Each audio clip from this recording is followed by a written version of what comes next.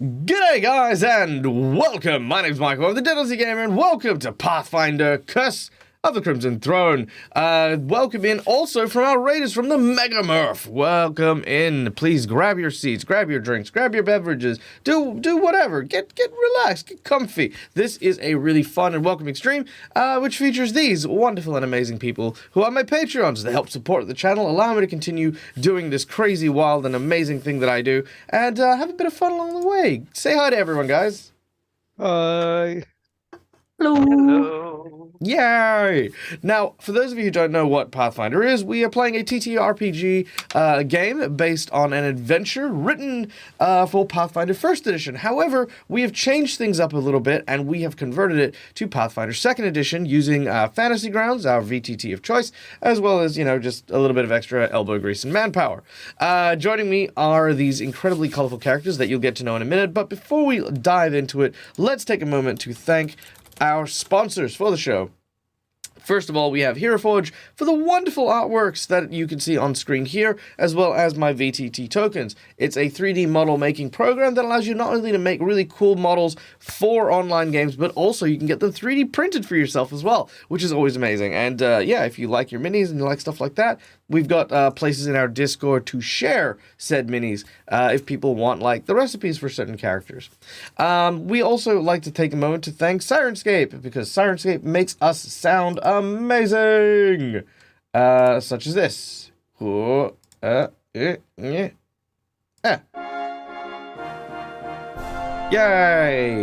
Although I should probably share that with my players if they want to enjoy it.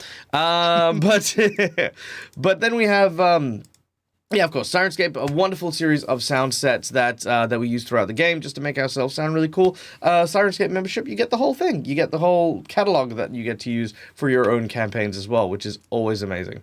And then lastly, Fantasy Grounds, as we mentioned before, is our VTT of choice, which allows me to look like a competent DM by doing all the hard prep work for me. All right. Now, let's go around and meet all of these characters that we're going to be playing with today, starting with our two absentee characters, which is Padrick and Quinn. Padrick, the rootin' tootin' gun shooting spellcaster who had abandoned the Arcane College after he was framed for murder, took to using firearms and trying to protect the city. Unfortunately, Twiff is unable to be here, but that is Padrick.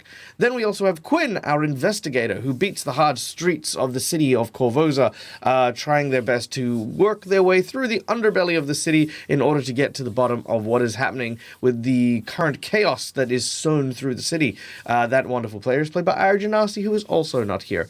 So we wish both of our missing players all the best and hope that they return safely and happily. Then we have, of course, playing the role of Holly, the fairy Asmodean cleric, formerly a rogue who had come to the city in order to try and find themselves, as well as find what it means to be a hero, but inevitably had to turn to the forces of evil in order to protect the people that she loved. Holly is a very, very wonderful character, and some might say a very tasteful character, Played by our dear friend, an amazing role player, Malakisa. G'day, Mally. Hey, Dag. How are we today? I am fantastic. And you're not sharing your Zoom screen, so I was switching back and forth to Twitch and mute was complicated. Sorry. But I'm great. How are you? I am well, and I am...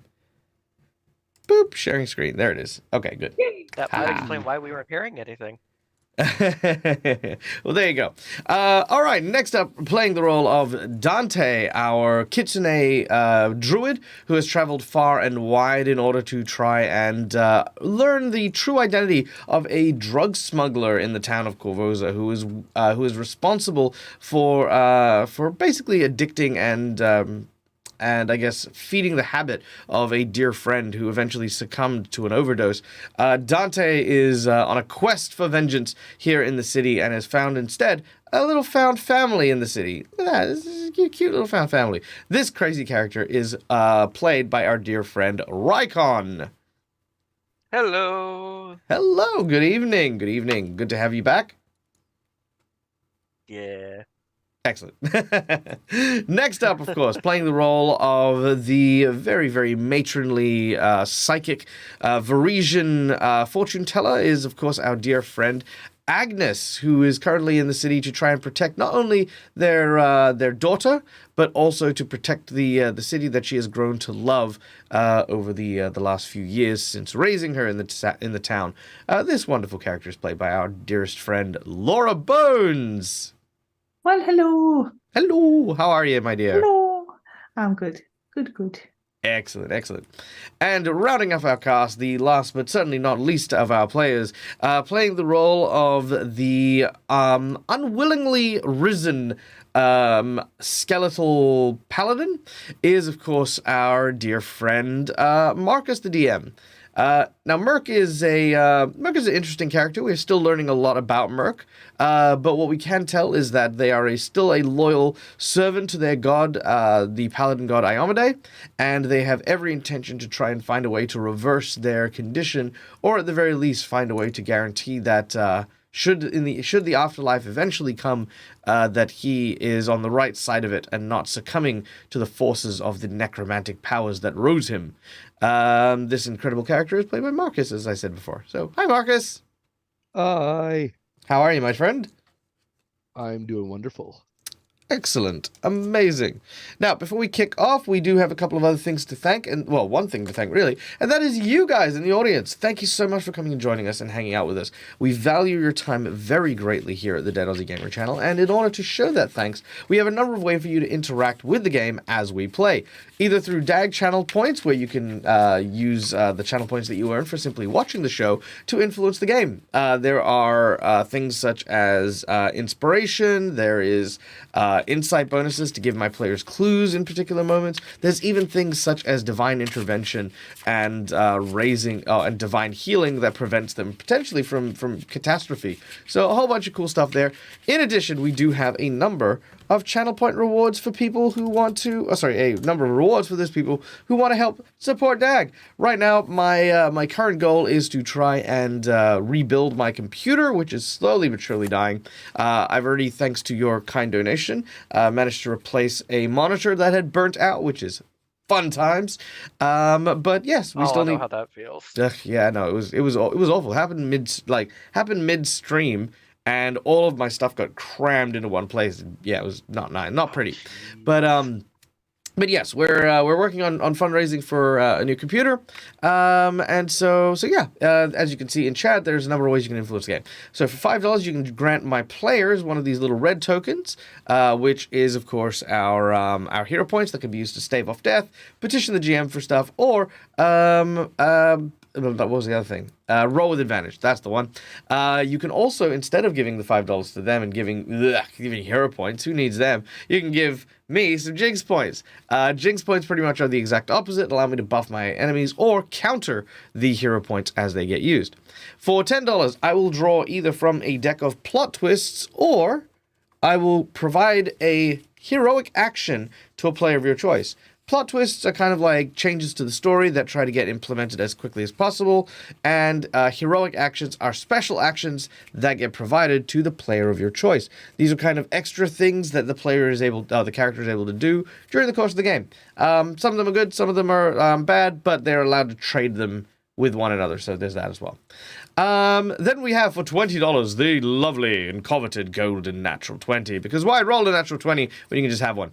$50, you can grant a magic item to a person of your choice, or you could give a boss or encounter a good old boosty boost to make it more difficult, harder, and more challenging for your players. If you think maybe they're a little too easy getting through this next bit. And lastly, we have our secret menu item, the extra special $100 secret item here. So for this particular game, the the $100 tier is a NPC that you will help me build. I say help me build. You'll decide what it is, and this NPC will be a Red Mantis assassin on a vendetta for a player of your choice. So you get to pick one of my cast members, and they become the target of a Red Mantis vendetta. So that is the $100 secret menu item. Okay, now, before we get too far ahead, let's get through some of these channel point rewards that we've already gotten. So thank you so much. Let's see, where is the first one? I think the first one was from our dear friend Schoolie. There we go. Schoolie with the $40 donation. Thank you so much.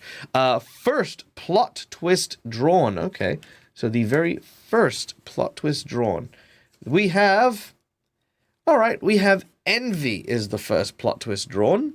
Okay, so we have envy. So we got to find a way to mix envy into today's game. We have 2 jinx points for Dag. Hell yeah. That's because jinx points are the bomb, yo. Thank you so much. And a nat 20 for Mercutio. Woo. So there you go. Nat 20 for our dear friend. Be needing them. What's that? So he's gonna be needing them. Gonna be needing them. Probably. Maybe. I don't know. I mean, who knows? Maybe. All right.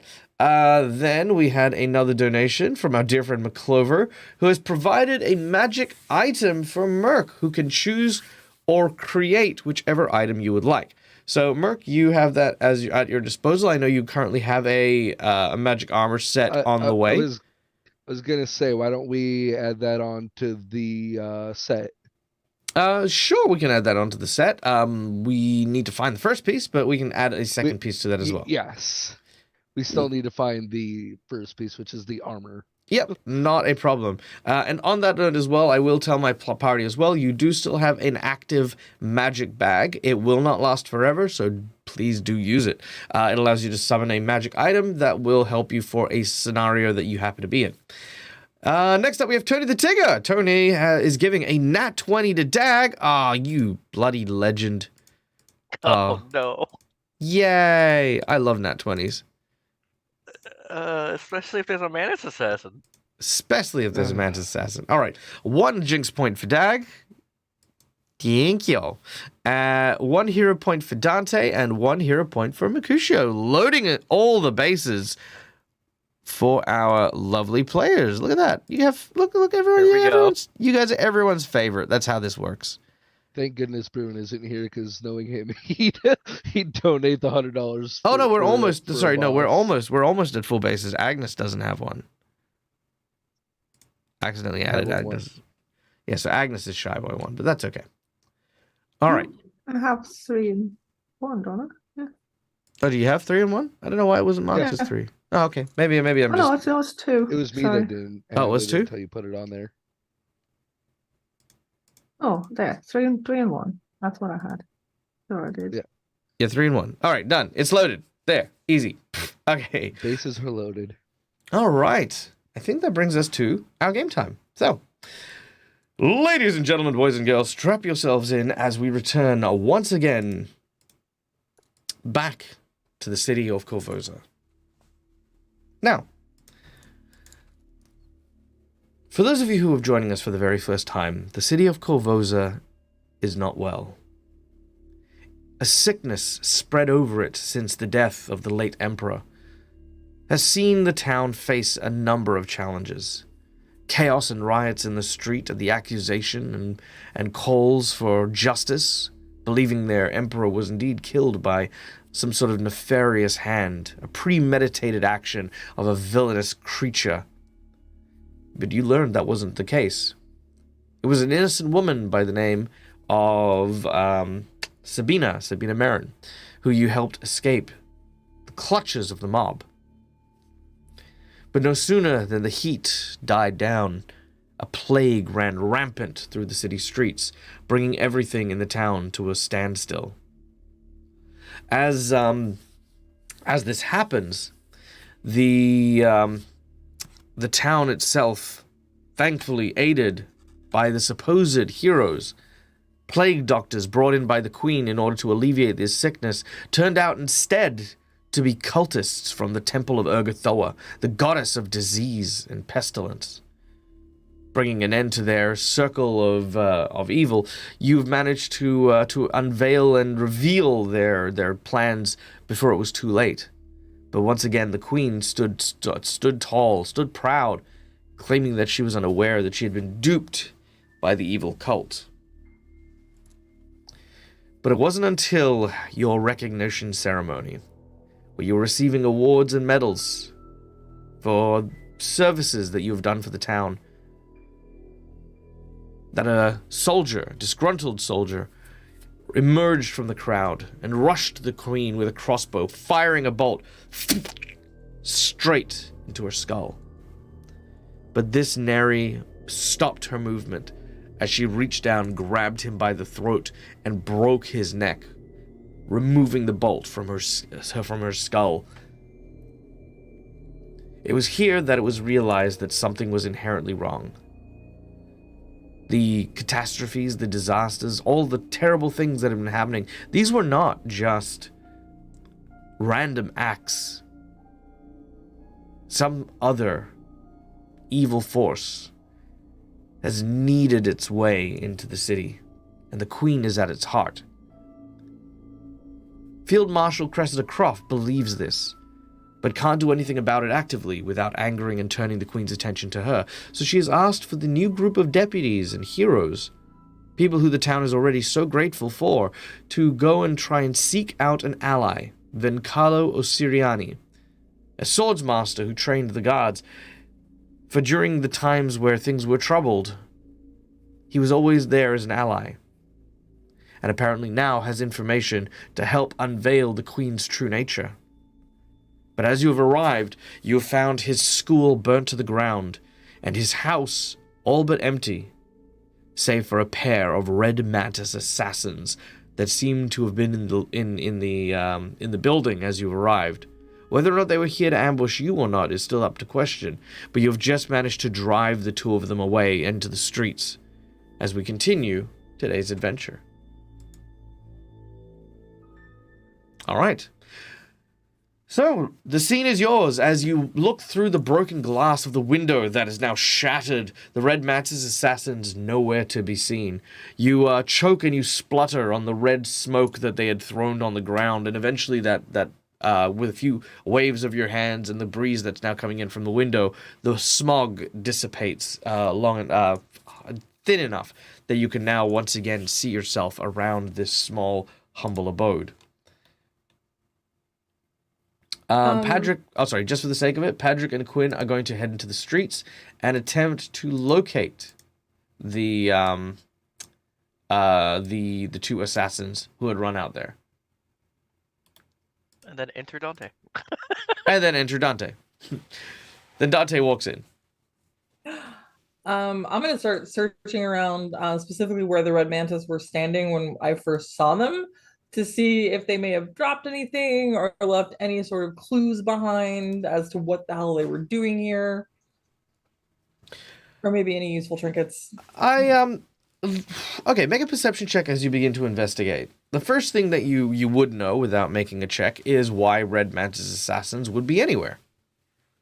It's kind of the thing. Their dead body.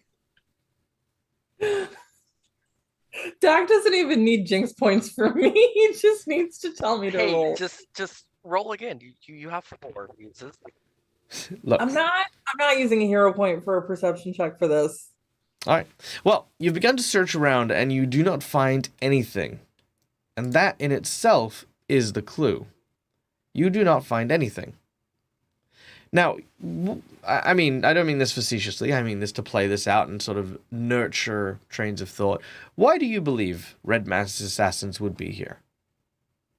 I mean, obviously they're going after Vencarlo To do what? to kill him. Good. And when you look around and you see nothing, what does that imply to you? They're very good at their job. They're so good at their job. So you walked in, they're there fucking scrubbing floors, fucking vacuum cleaning, just whew. You know, good thing we you know, like in addition to like knife handling, poison use and alchemy and stuff like that, we have like whole courses on like how to clean up, you know, houses. Yeah. They're very good at decontaminating. Getting in deep on those ones, yeah. All right. So yes, as Laura astutely pointed out here, it is very, very clean, which either means that they're incredibly good at their job, or Vencarlo's not home. Sure. Yet. or either in either case, the assassins likely haven't gotten him, and the ambush wasn't for you. Oh yeah, no, Was there an upstairs? there is an upstairs. There is an upstairs area. I guess we'll I'm just gonna go check upstairs. All right, That's a good idea. Holly's gonna follow. sure. You guys can see the upstairs area. It's that little square bit down the bottom of the map there. All right. As you make your way up to the top floor, you find yourself in an open room that was once maybe used for training and sword practice. There are several practice dummies that stand along the western wall on either side of what looks to be a brick fireplace. The ceiling here is about 14 foot tall and gives the room a more open feel than the rest of this place. The worn and very, very weathered training dummies indicate a person who has been hard at work in their speciality for many, many, many years. Is the fire on? No. I guess she's going to reach out to she's not going to touch the coals first. She's going to put her hand close and then just see if the coals are even warm. Like has the fire been used recently? Basically, is what she's trying to assess. Reaching out, you do feel the warmth of the coals, but not even of the coals. You feel warmth as if there is a fire there. Oh, that's strange. Make a So perception pulling check. her hand back. Feels.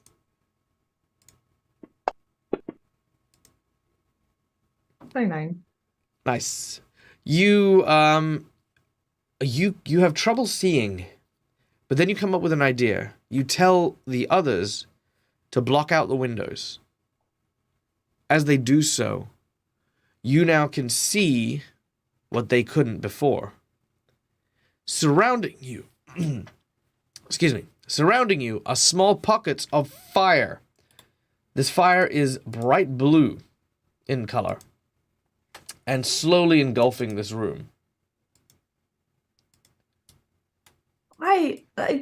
Things are on fire before we've even done it. I don't understand it. All right, let me just add a few things here. Is a fire burner with like a hot heat, or is it like a? Oh, super hot heat. Can we fire out? Sorry, one moment. Let me just add some. Let me just add this real quick. And it's blue, so is it like magical fire? I mean, no. You know what? I'll tell you what. I will give you an inspiration, which will be able to be used, if anyone can tell me how this non-magical blue fire is invisible. Or what type of fire it is. Oh, I know it too, because I just watched a video. It's like either a gas or a liquid, and it can Most things only are. be well, it's a special kind of gas or liquid that can only be seen in the dark. And when there's light, like it is literal fire. I can't remember what it's called. Ethanol? Is it Correct. ethanol? Correct. Holly wins that one. It is an ethanol fire. Ethanol burns with alcohol and actually does indeed burn the vapors instead of actually a liquid or a solid source. In doing so, what it actually does is it creates a transparent kind of look. Unless you actually do have it in a dark space, it is almost invisible to the naked eye. So yes, this is an ethanol fire, which they said. The reason being is, well, they were hoping that you would walk up, not you, but just in general, people would walk through and not even realize that the building was on fire. All right, but yes, however, now that the area is somewhat darkened, you can tell it is indeed on fire. What do you want to do? Run away. Put the Run fire out. Can we put the away. fire? Is it a shit ton of fire, or like can we put the fire out? It's a lot more fire than you'd want, but you could still put the fire out. Let's put the fire out, guys. We don't want them to burn to the ground. I was like, there's no water up here that she can see. She certainly doesn't carry water anywhere around on her. You do don't not. want to use water on ethanol. It's like there's. Is this door next to me locked? It is not locked. Merc's going to run in there and grab the blanket off the bed Okay. and run back out and start beating the fire down.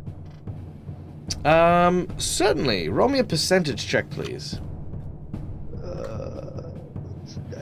Those are always fun. All right. Thankfully, you know better than to keep swinging at an ethanol fire, and you place it down over the top of it and simply soak the ethanol into the blanket before folding it again and suffocating the fire. You do this a couple of times, and the fire will slowly subside. As I said, it is a slow burn at the moment, only because this was kind of like a very haphazard. When you guys entered they set this fire in preparation for Venkalo potentially killing them. But with your quick thinking, you have managed to put things out. After a few deep breaths, and after a gentle pat on the back, you do manage to put out these flames. Oh, well then. I'm quite glad to have you around, actually. Someone that can put out fires for a change. That's the only thing I can think of with no water nearby anyway. Water would not have been a good idea either way. I had a spell to help, but it's okay. We didn't need it. I do apologize. For what? You put the fire out. That's a good thing. She just wants you to know she Right. didn't need you, though, right? Because she don't need no Uh-huh. Right, well, so either this Venkalo person hasn't just come home yet, or they saw their place on fire and thought, better not go home. Really, we need to find out where else he might have gone to ground. Like, where would you? Where, if you were a swordsman, where would you hide if your school had burned down? He's a pretty wealthy swordsman, and like I think one of his relatives, I don't quite remember, but it was somebody that he was pretty close to, is also like the silver fox guy that saved the girl from the execution. I think I forget his name, but anyway, So like they're from a pretty wealthy family. So the family's around too, and I think he's the respectable one. So I think he might be safe going there, but I know that he was hiding out in his school and he wasn't taking new students. So he may have fallen in disrepute. I don't remember if Patrick said anything or not, but he's very good friends with Quinn and he likes Quinn a whole lot. So she would probably know a little bit more. So we could ask her, but maybe we could try his family's place. But maybe let's poke around here and see if he might have left a note for a servant or something. I'm gonna poke around his bedroom and see if there's anything that might have any clues at all about where he could have gone. That's a good idea. All right, make a perception check. It's a As you great begin idea. to look around and investigate. Because these work out so well for me. Oof. Oh, Can't make these up. There's a reason that I No. where like my next fumbles I get to turn into nat 20s. Yeah. There's a reason. And now you're just rolling like 2s and 3s instead of 1s. All right. Yeah, Yo. that, All right, so Holly, you begin to flit around and look around this bedroom. You can see that it is indeed, just as it implies, a bedroom. Small table, a little chair next to the desk itself, and a bed now with no blanket. Mercs will look out the window. Gonna peek out just slightly, just to see if there's anything suspicious out there. But he's also gonna call to Holly. Find anything in there? no, I don't know if he doesn't have servants or maybe he doesn't leave him notes, but I'm not seeing anything super obvious. I mean, if it was You find a second obvious, pair of probably eyes. the assassins would have found it. On that Also- note, if anyone would like to take a harder look, you may do so. Anyone else would like to take a harder look? Might be a good- Dante was gonna take a look in his office. That's his bedroom. Up here? Oh, sorry. I went back to the first floor. Oh, Yeah. well, you didn't say anything. This is a theater Alright, mind He game. just kind of They were in like the middle- sauntered. they What were in the about the middle of people in the talking. podcast, Dante? We don't have a podcast, but still, frickin' use your words.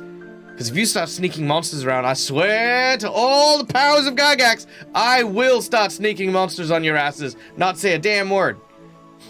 All the He's- powers of Gygax. I love you so much, Tag. All right. Anyway, yeah. Okay. Merc will. yep. Oh, go ahead. So you'll need We'll do so that you'll need to first. make a perception check, Merc. If you're Okay. searching the bedroom, make a perception check.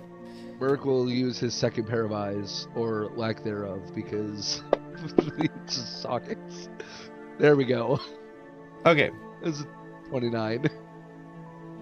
That is close, but no cigar, unfortunately. Can Unless you have a Wait. yep, go on. I was gonna say hero point for a bonus, but that's not a thing. That is not in Pathfinder 2nd Edition. No, it is not. But if someone assists you, they can give you a boost of a +2, though. Can I assist with the looking because I'm in there, or am I out? Unfortunately, your roll was not high enough for an assist. Hang on, I Actually, can assist. Yeah. Because I have cooperative nature, the Yeah. feat, which Yeah, actually allows me 100%. to add a +4. So, Yeah, easy. All right, make an assist check as you. So that's a perception check.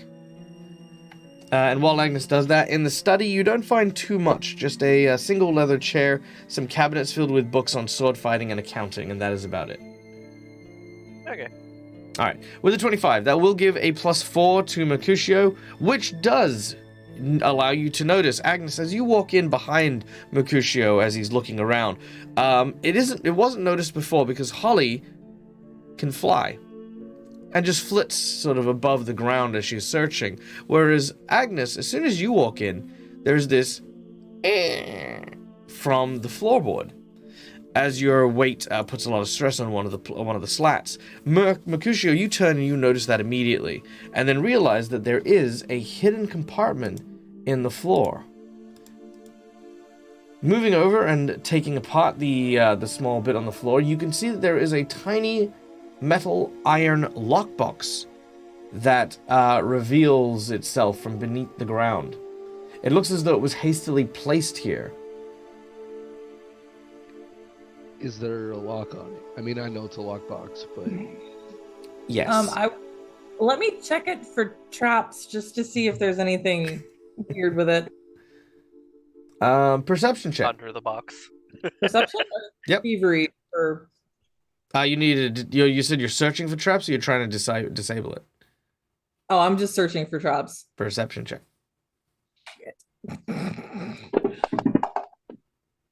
What? Right. It wasn't terrible. With a 23, unfortunately, you do not manage to find any traps. Well, I mean, fortunately, I guess you don't seem to find any any traps. I always say unfortunately when you don't meet DCs. There might actually be no traps on it. Oh my god, I'm gonna Dante lie. is gonna make his way back up. Yep. Merc's gonna kind of give the box a little bit of a shake. And Break, glass, smash. Yeah, like don't not that hard. No, I'm joking. just slightly. break something. Pick the lock. It'll be fine. What he'll do is he'll set the box on the floor, Mhm. take his sword, and kind of wedge the tip in between the lock and like the little metal piece that the lock is locked around. There is no And- such space because it is not a padlock. It is a lock box. Let me pick the lock, Merc. Step away with your sword. Steps away. Out of the room, just in case. That might be a good idea. Yeah, All right. Holly's gonna pick the lock. All right, make a thievery check as you attempt to pick the lock. All right, with a 30, you do manage to hear that sort of tumbler turn and click as the lock is now disabled. Okay. I will open up the box and look inside. All right. As you do so, inside you find a metal key.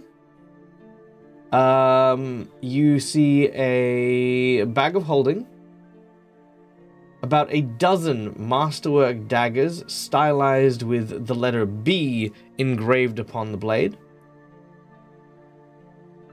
as well as Wait, the letter B or the letter V is in Vin Carlo?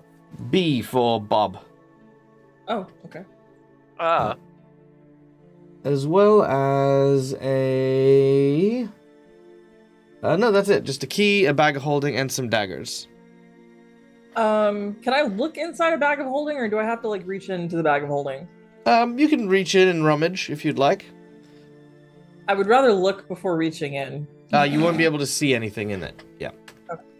Yeah. Does extra anyone- dimensional spaces. Does anyone want to stick their hand in there and see what's in the bag of holding? I'm already dead. What could I lose? Here you go. I'll hand it over to Mark. Is this coming from the guy who in the other game just lost both his legs? Yeah, it did. No, this was a Merc saying, not a Marcus saying. What else could I lose? Merc slowly sticks his hand in, preparing for the worst. All right. As you stick your hand in, you return with a scrap of paper. And I'm going to play our plot twist card here. Envy. As you pull out what looks to be a small note that simply reads, Dear Quinn. Is it like an unfinished note, or does it? It seems to be partially finished, but also it seems to be just that's all it says on the actual parchment. Oh, could there be hidden ink? Is this one of those fancy things where they use hidden ink and you can't really read it? Or it could be something for Quinn. Yeah. We'll hold it for Quinn. Is there anything else? Besides the iron key, which was not in the bag of holding, no. Nothing else in the bag of holding? Oh, you want to rummage through the bag of holding regardless? Yeah, okay, you can keep rummaging. Okay, now, as you do so, make a wisdom check. Oh, boy. Oh. What is my wisdom? Oh, that is. I put way too many bags of devouring in my games. Stick my hand in one of these. That is a 13. Cool. You feel a clamp suddenly lock down. As you do so, you find you're unable to retrieve your hand from the bag of holding. My hand's stuck. Like in the bag? Yeah, it's kind of like clamped. You don't feel any pain, mind you, but you do feel a pressure around your wrist. I mean, it doesn't hurt, but it's just stuck. It's okay. I would like to cast detect magic on the bag. The bag is a magic bag. Do you think that he had it trapped for if someone tried to obviously reach in? We have a friend of ours that is really good with the cursed objects. He might be able to tell. What does it feel like? Like, is it the hand? Is it teeth? Is it like... Unfortunately, without flesh and skin, it's very hard to tell, Merc. I wouldn't be able to tell you, to be honest. I just feel like a pressure. Even through my armor, this is... Actually, I'm pretty sure it's my armor that's stopping me from feeling any pain. Dante is gonna like look at it without touching Merc. Mm-hmm. And like see if he could somehow get the hand off or out the hand out. All right, let's start with the good old yank. As you grab hold of the arm and you give it a good tug, it feels like it's very stuck. You reach in with one hand, or one paw, should I say, to kind of follow Mercutio's forearm down to where something has grabbed it. And you can see that, or you can feel inside the bag of holding appears to be an iron shackle of some kind that is now firmly on the exterior of the armor. It is clasped down hard.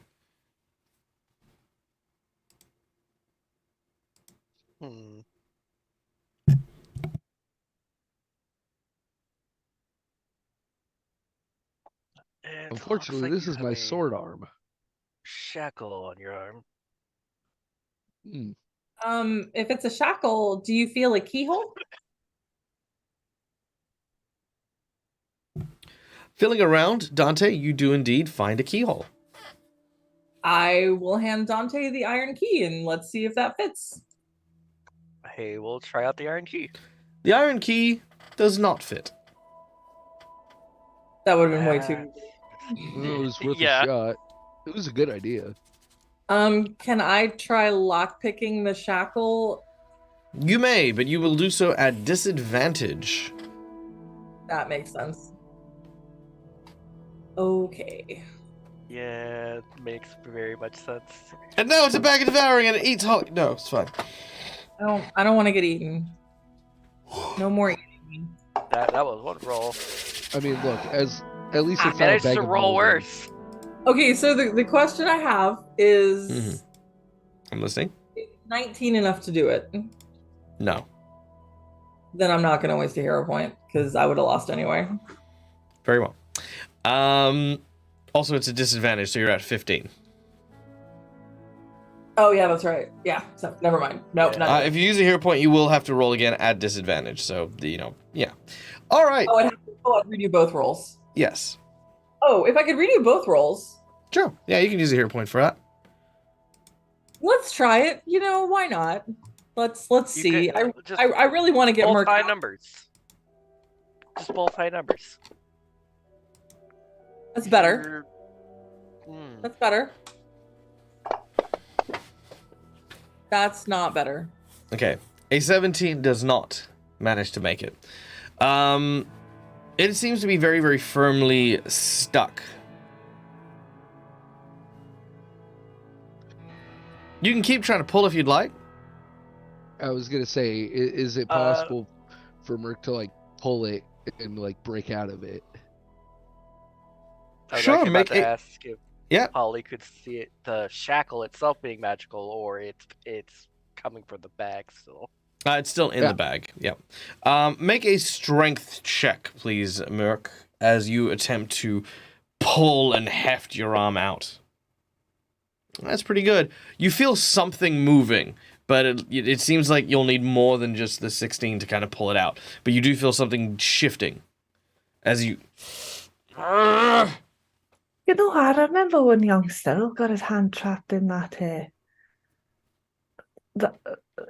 one of his dad's hunt traps, and they lost the key, and well, they had to break his hand in the end to get it out. I mean, I don't suppose.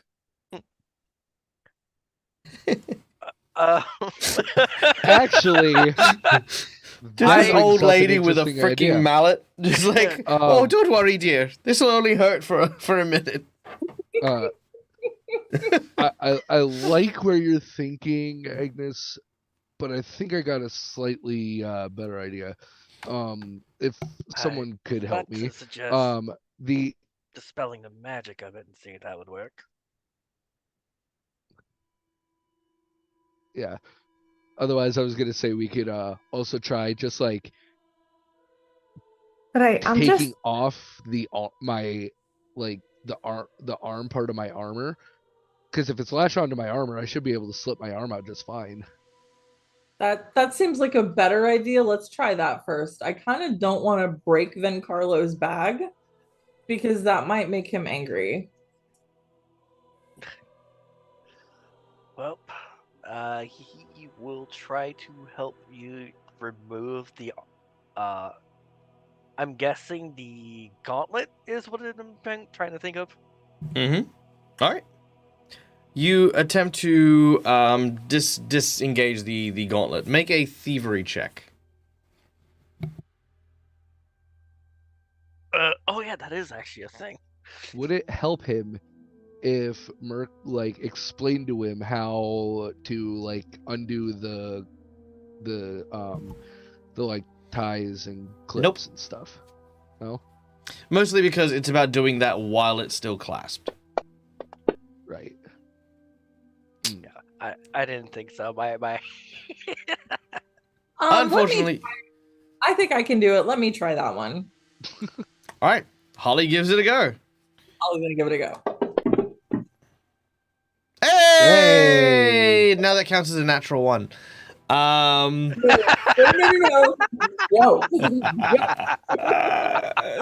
All right. So with a natural 20, yes, Holly, you do stick your hand in and you fiddle around. You kind of feel kind of where the latch is. And then as you do so, Mercutio, your arm comes free of your gauntlet. But your glove is now forever in the bag. We can ask Vencarlo, and I'm sure he will very nicely undo the trap thingy in there and give you your glove back once we find him. He just kind of stares at his now bare skeleton hand. I'll never get used to this. Actually, wouldn't it be a bit easier now for you to actually try and enable the lock? Would it be easier for me to try to pick the lock this way? The lock on the gloves. No, because it's stuck inside and you can't retrieve it. You'd have to stick your hands into it and just do it blinded. That's why it's hard to pick that lock. But okay, that makes a lot more sense now.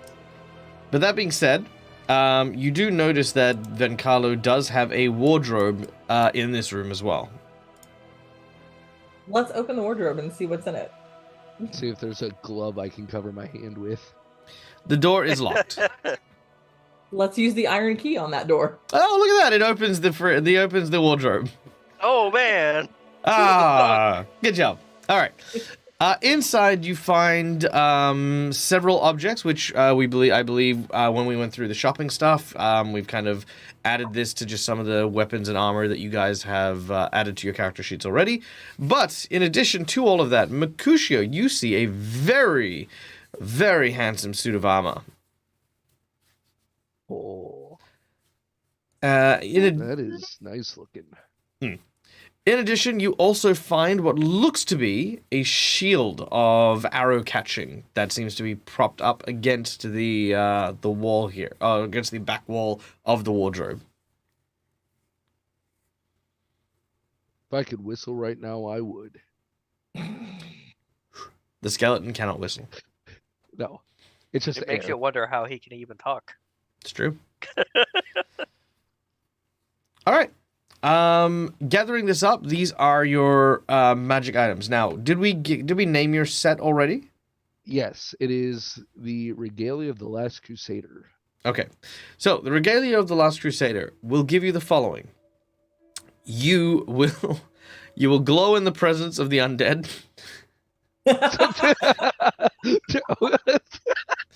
Yep. You're a walking nightlight.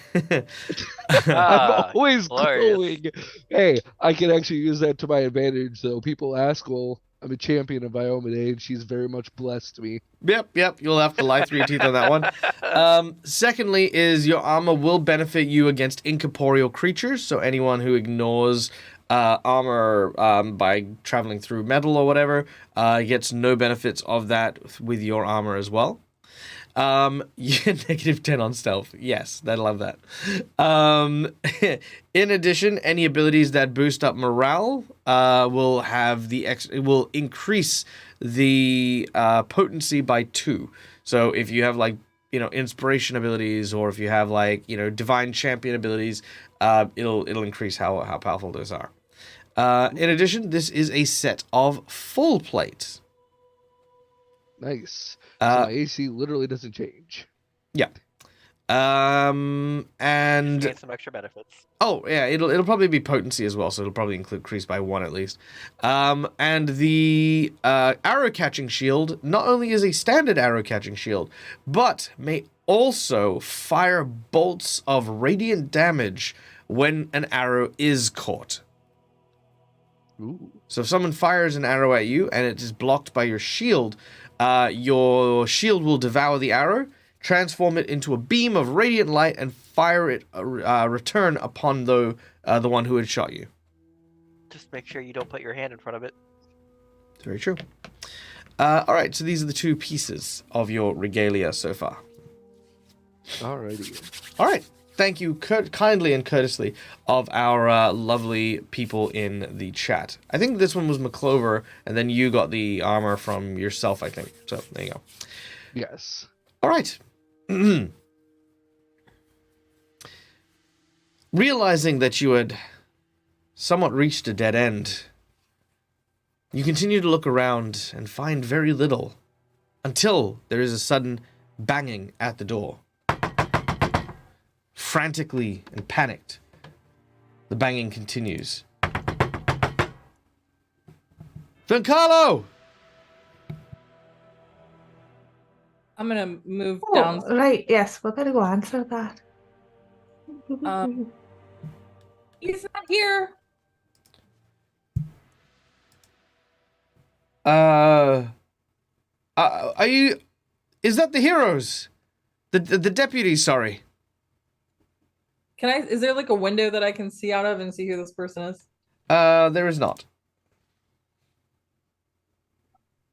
It might be, or we might just be his housekeepers. Who are you? Oh, no, it's definitely you. I don't know if you remember me. My name is Armin Yalentro. We met about a week or so ago.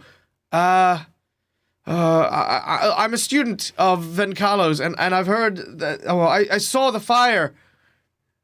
Oh yeah, absolutely. So I open the door for him. All right. As you open the door, I'll take a the knife note, stabs you. I'll No. take that one. All right. Yes. Oh, I'm just trying to remember all the effects, so I can. Okay. Ready for it again? You ready? You glow in the presence of the undead. You are immune to the effects of ethereal creatures. And you get a +1 to your AC. Okay, and then the shield is just arrow catching shield. Correct. But When it you manage also- to deflect or block an attack from a ranged weapon, it will return a bolt of radiant energy back at the wielder. And this is automatic damage. You do not need to roll to attack with that. Okay. Thank you very much. All right. It is a reaction, should I say, as well. So just FYI, you can't obviously just machine gun that out. Yeah. All right. That'd be awesome. Hey, at least he has a reaction use. It's true. It's true. All right. I Now, also have the attack about. I'm in the middle of a fucking scene. Shut the fuck up. Sorry. So anyway, at the front door, as it opens, Holly, you can see a rather kind of rough-looking individual, unshaven and kind of messy hair. You can tell that this person's run quite frantically from wherever he was to here. You do indeed recognize this individual, though he seems to be in a lot better form than he was when you first encountered him. This individual is Armin Gelentro, who you remember when you were dealing with the chaos and the anarchy of everything that was happening in the city. You encountered a drunk soldier who was basically just shirking his duties and running around just not doing anything very important. You managed to help him sober up and get back to work and on duty. This is that same soldier. Okay, Armin. Yes. So we also saw that Van Carlo's school had burned down, and we got very worried. So we came here to see if he was okay, and we found Red Mantis assassins. And the Mantis assassins ran away, and they had also set the upstairs of his house on fire. So we put the fire out, but we don't know where Van Carlo is either. So do you know where he would have gone? No, I just came here and looking for him. May I? And he tries to enter the house to look around. Yeah, absolutely. Come help, please. He begins to look around and doesn't really find anything. He notices the floorboard's been like sort of pulled up, and he seems more panicked than anything else. Oh no, this is all wrong. This is awful. Do you know what a dagger with a B on the hilt would mean? He says, yes, but what would that have to do with Master Van Carlo? Well, I found one of these, but I don't know where they came from. And I don't show him all 10 of them, but I show him one of them. Probably a memento. These are the daggers of the Blackjack, the vigilante of the town. He some say that he's a hero. I know Master Van Carlo was very, very much against the would-be antics of a deranged vigilante, but I couldn't help myself. I'm a bit of a fan. He does what I think the gods wish they could do most of the time, and kind of envious of that, really. Aha, envy. Tell me, have this Van Carlo and this Blackjack ever been seen in the same room together? Yeah, a few times. I remember there's a couple of banquets and a few meetings at outside the castle, outside castle, whatever the castle's name is, I can't remember. A few times here and there. Okay, that was all I was curious about. I didn't know if that was from Van Carlo, or if that might have been a clue, or if that was just a Red Mantis assassin thing. I don't know. I also don't know why the Red Mantis are after Van Carlo. Well, I think I can shed a little bit of light on that. But to do so, I need to tell you a little bit about myself. Okay. He looks around and he realizes, okay, you're pretty much in a safe place, like It's what we're gonna get. Yeah, pretty much. That's kind of how safe is kind of like still up in the air, but reasonably Agnes safe. Pulls out her flask of fellowship and unscrews a cap and pours a liquid, which will be whatever this guy really is wanting at this particular moment in time would be in this cup. Actually, this is gonna be weird. He takes a sip and then gives it back. He says, "Oh, I'm sorry, I don't drink anymore." Oh, Because he really right. wants alcohol, Sorry. but he's not drinking it. There you go. I apologize. No, quite all right. So, let me tell you about myself. I am actually one of the students of the academy. In fact, most of the guards in town were as well. We would on occasion offer to support Master Venkalo. His school over the years has just not been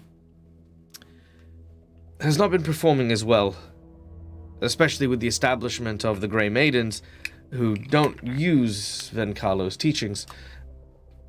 A lot of us used to come and go just to keep him company, maybe spar a little, that sort of thing. Sorry, we have a donation from Callie, who wants me to flip a coin. So I'm going to flip a coin super quick. Heads is a plot twist, tails is a heroic action. Given that I don't have a heads or a tails on my coin, I'm going to go with do is going to be a heroic action, and die is going to be a plot twist. Alright, there we go. I mean, that's accurate.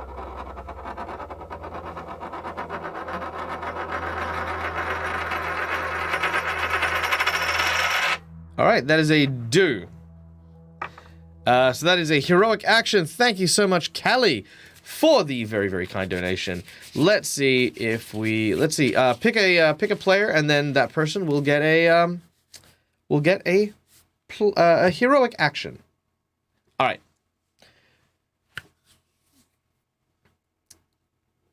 I think that might be Holly. Holly, there you go. Alright, Holly, your heroic action. We've already had that one, so let's try a different one real quick. There we go. Ooh, this is a good one. Okay, ready? Channel Life Force. On your turn, after you've spent all of your focus points, you can regain your focus points. That is it. Also, if you use this ability and do not use it by the end of your turn, you will become drained. But you'll keep the hero. You'll keep the point. So basically, it'll tire you out to hang on to it for longer than a round. Okay. Okay. And that one's called Channel Life Force. How badly did I scratch my desk? I didn't that time. I rolled it and I didn't like throw it. All right. Now, in the last few weeks since the pestilence, many of us had to quarantine, staying together and making sure that we weren't going outside. And I remember that Venkalo had a very unusual house guest, I could say. And it seemed to be making Master Venkalo very restless and nervous. I remember he seemed quite frantic in the days that that recently passed. I know that he'd been doing a lot of late nights and often appeared tired when we arrived. Sometimes not even returning in the morning when myself and some of the other guards came to visit.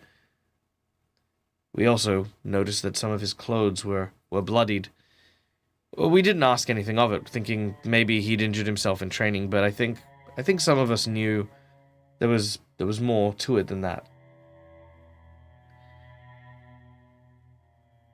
If he's not here, and from the looks of it, neither is his house guest, I guess my guess would be that is where he is gone.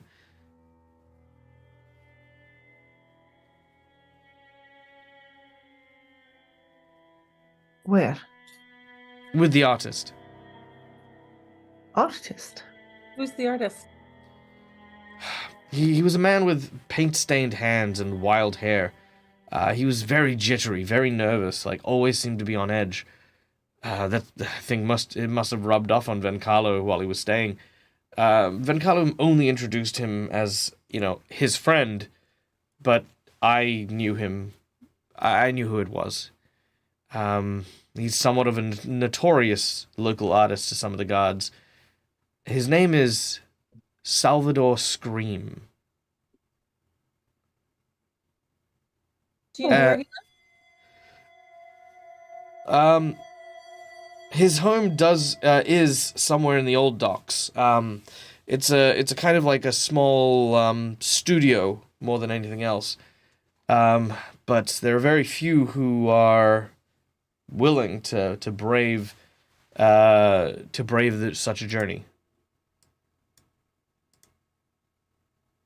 Well, I guess we found our people. Because we need to get to him.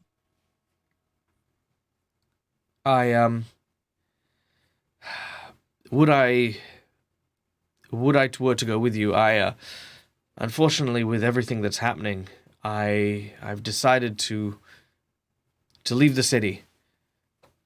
With Old Korvosa now quarantined and the Grey Maidens, well, acting the way they are, I don't feel safe here. I actually only came because I wished to tell Vencalo and maybe encourage him to leave the city with me, but when I saw his school burned down, I didn't know what to think. I mean, I understand not feeling safe, but you could make a difference here, right? I can't take that risk, because the risk is not my own. My wife and soon-to-be child I have to take care of them first. And even if I were to fight here, there's no guarantee as to when that fighting would stop. I understand, but if you change your mind, I promise you, Cressida would do her best to take care of your wife, and I know that you could do good with her, and she would take care of you too. And I know that you're a good person. Make a diplomacy check.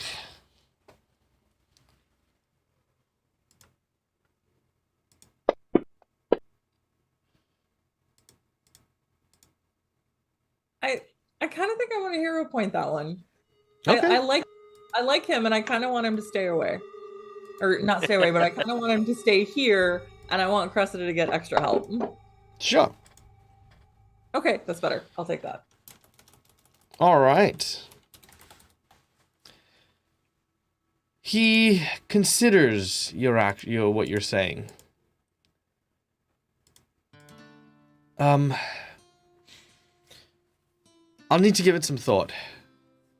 But I will give it some thought. Thank you. Again, if you find Vencalo, just tell him I stopped by. We understand, and we'll tell him, and you'll make the right decision. I have faith in you. He nods and heads back out into the city streets.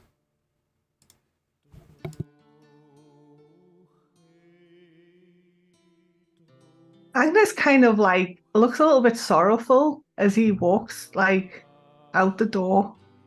And I think she'll just say quietly, so people standing next to her might hear, but I think she'll just say, my husband was brave too, and I ended up raising a daughter on my own. I'll go and put my arm around Agnes. But it's nice to know there's still good people in the city, and these are the people that we're here for, and we're trying to help.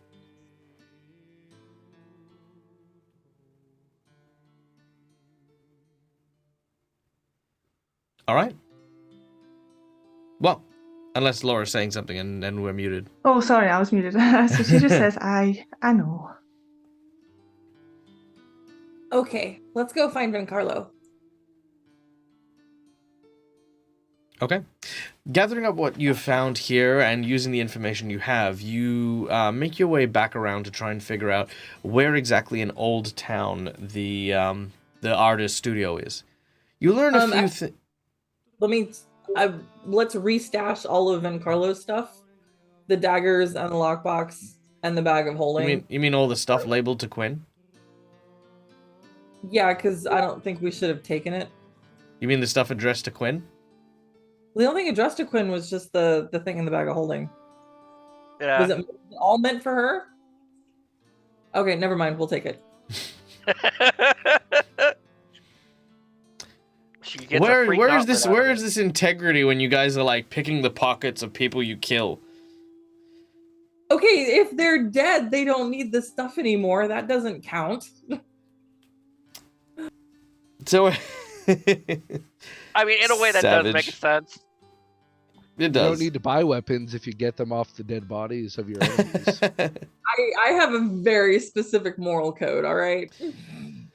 We're finding that out day by day.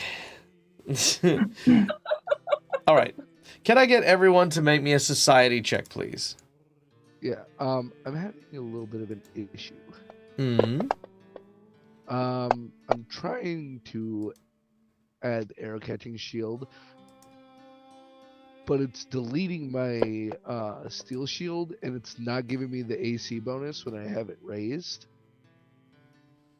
And Let's see.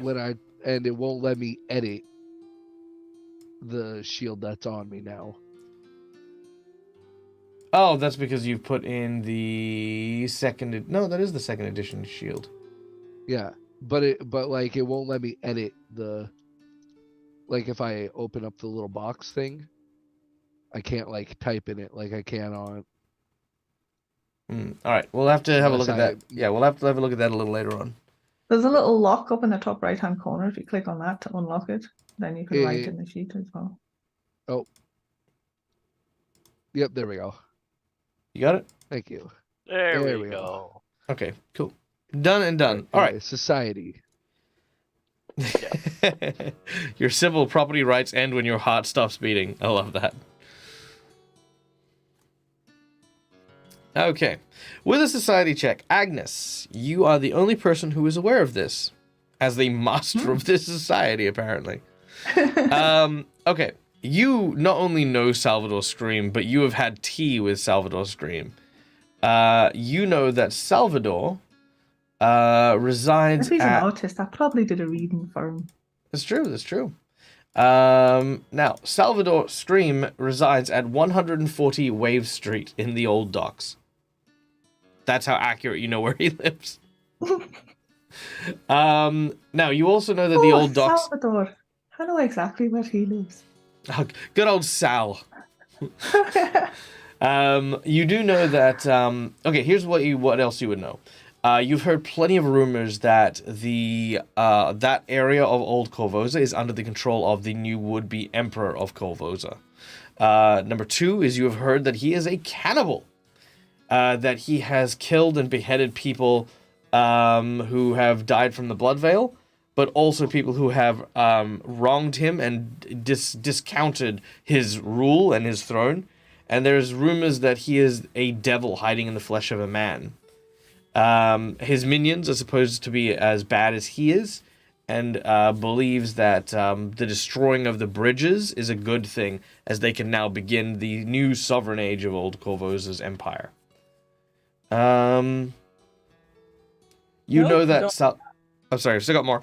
There's a lot here. You got a freaking amazing roll here. All right.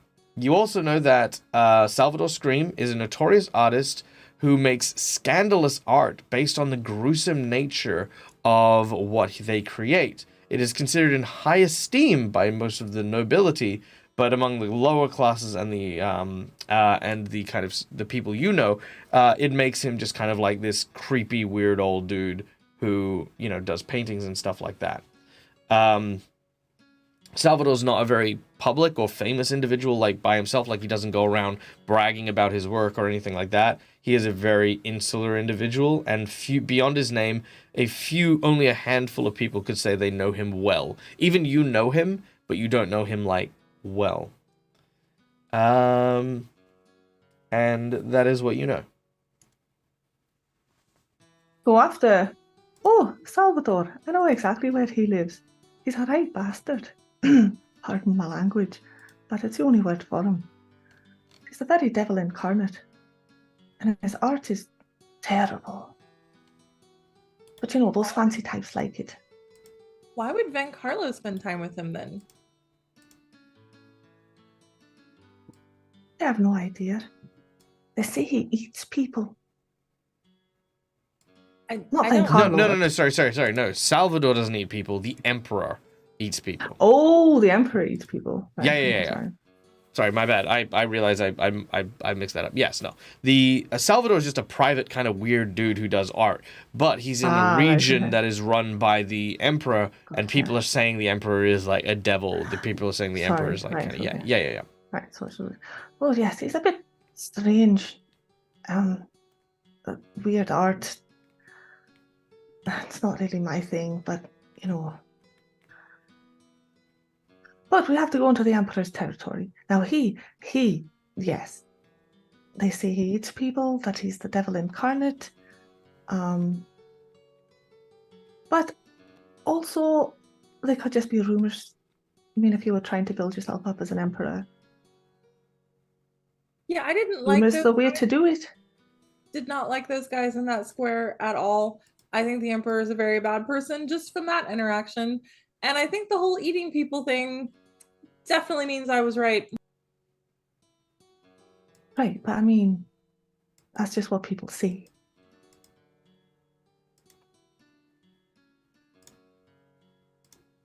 I'm not saying it's not true, but I mean, people have said some pretty terrible things about us too. And well, that's not true.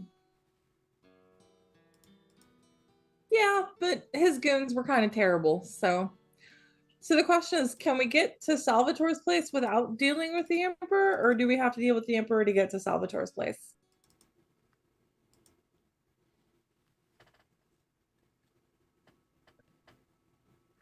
I'm not really sure.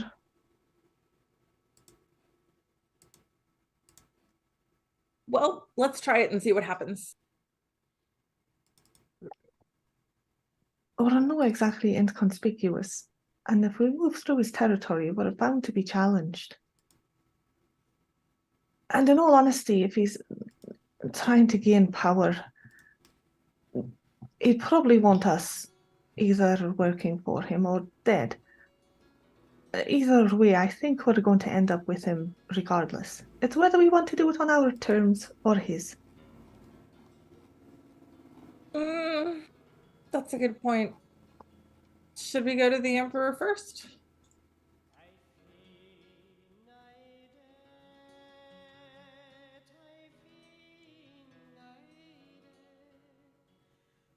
don't really want to. You don't have to. You can express that. I think we should go for whichever's the safest option.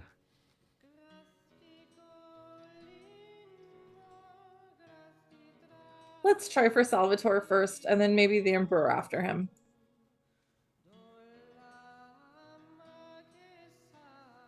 Right.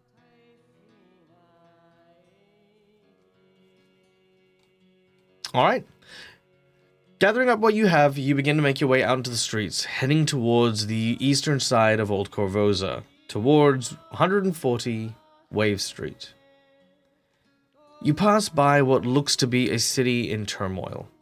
Again, sick people, injured people, downtrodden people are separated from the almost militia-like thugs that make up the Emperor's Guard. You witness a few moments where you kind of feel that urge to intervene, but realize very quickly, again, it would kind of go the same way that your first encounter would. They would arc up and they would cause problems, so you kind of bite your tongue and continue to move thoroughly through the city until eventually you arrive at a small studio apartment. One that seems to lean listlessly onto one side.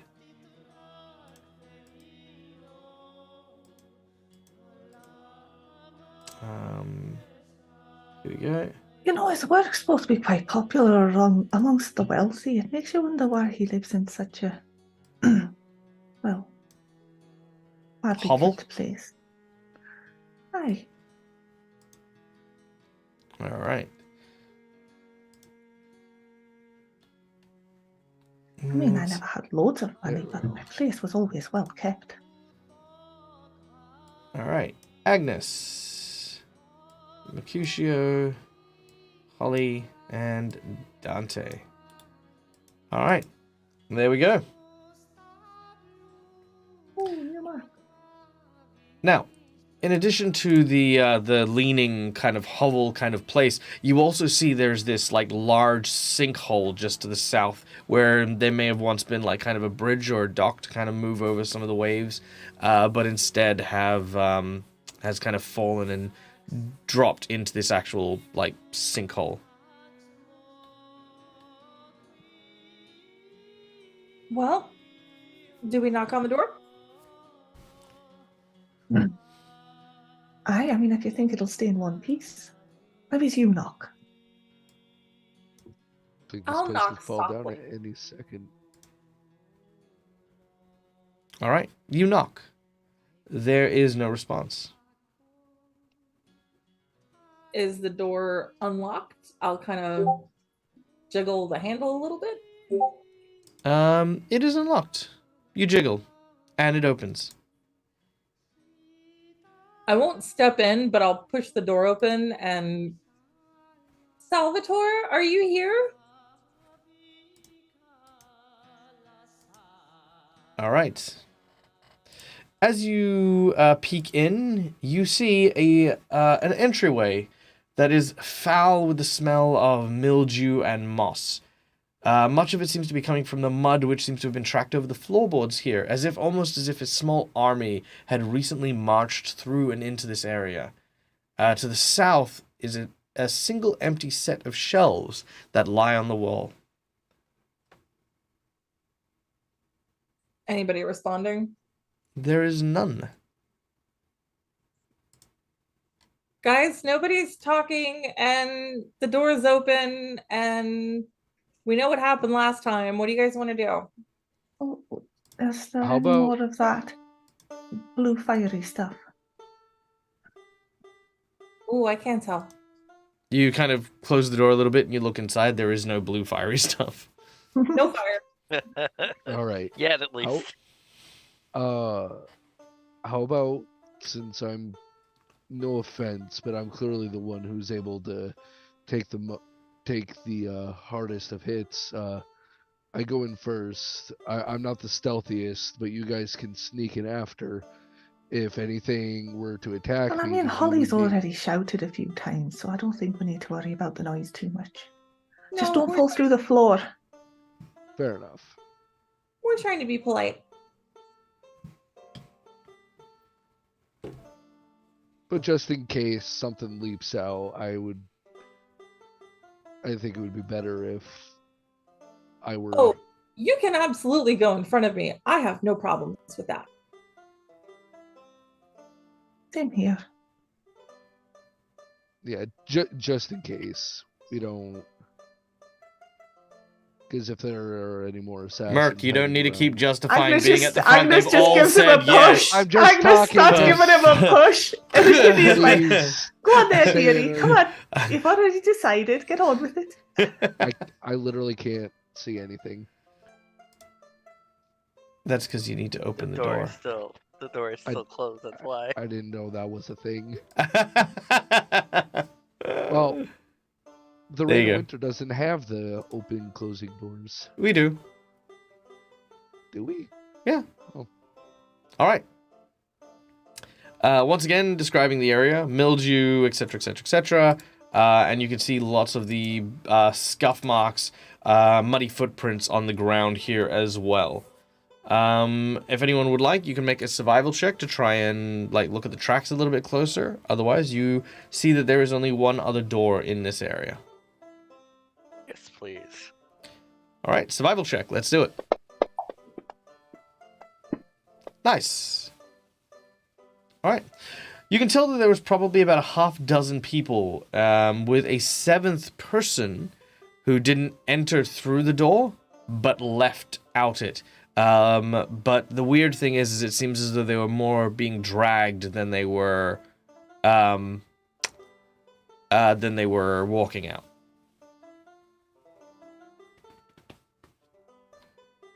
I think it's safe to say they might have gotten dragged away. That Alright. checks out. Merc Okay. slowly pushes the door open and peeks around the corner. Okay. As you do so, you can see a corridor to the right and another door directly in front of you. Well, should we open the door right here or go down the hallway? You're going first, man. Take your choice. We're just following you. I'd probably open the door just in case something jumps out down the hallway after you. All right. So yeah, we're just gonna open this door then. All right. Inside this room, you find a single bed and blanket, with pillow atop it scattered and in disarray.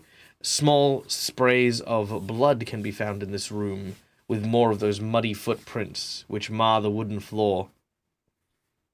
The dry blood seems to have decorated one of the pillows in particular. Well, that's Dante's not. gonna close the door behind them. Okay. That's In not case someone too else tries to go comforting. through the door, we'll have an early Yep, warning. easy given, done. say. You close the front door behind you.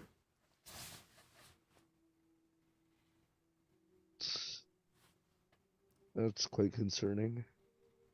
Whoever's blood this belongs to did not have a good day. I'm gonna look at the pillow a little bit closer. Is there anything here that could indicate exactly what happened?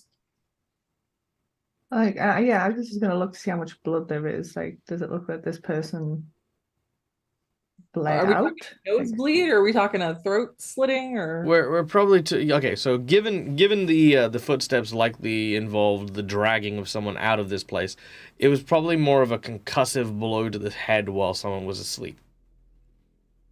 That's the amount of blood. So flecks of Make dry sure- blood, as if someone was Make- struck. yeah. Not so Make much sure like they're staying asleep.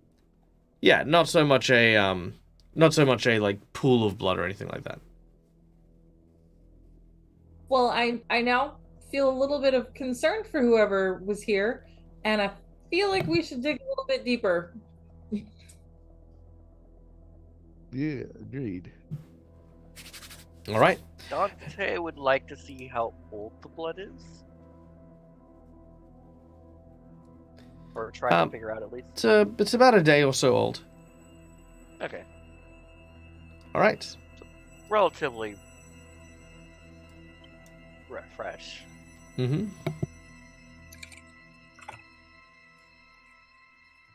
And typical door question: is this door locked? It is locked. Oh, I can probably Ollie, pick that if you lock. wouldn't mind. Let me rephrase. Sorry, let me rephrase. It is not locked. It is barred.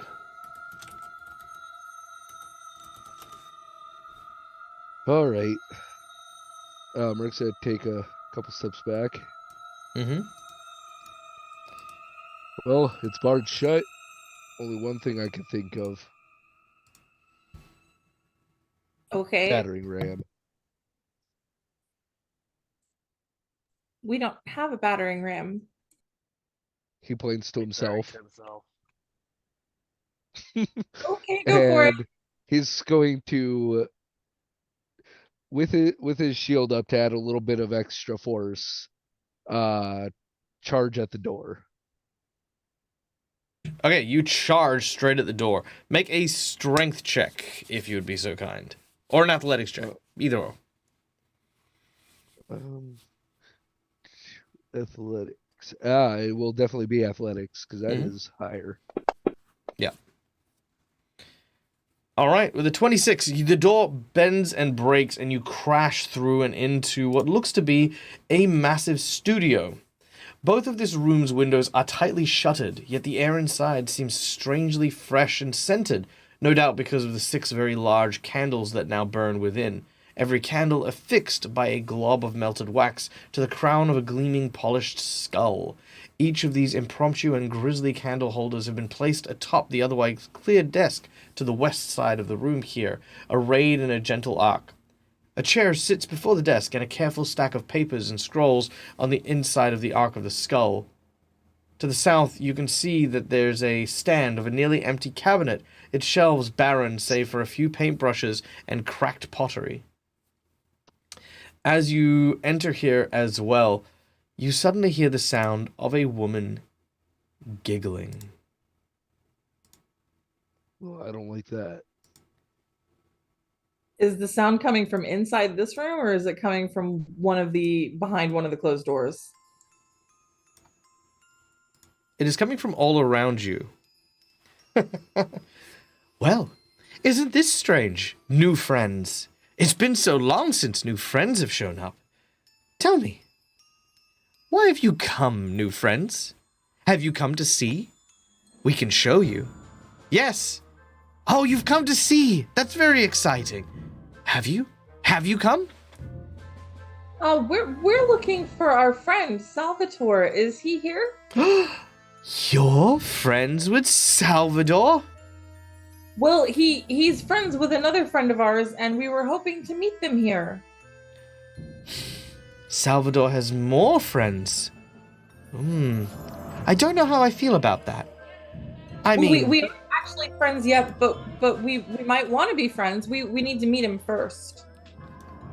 No, that's not what I mean at all.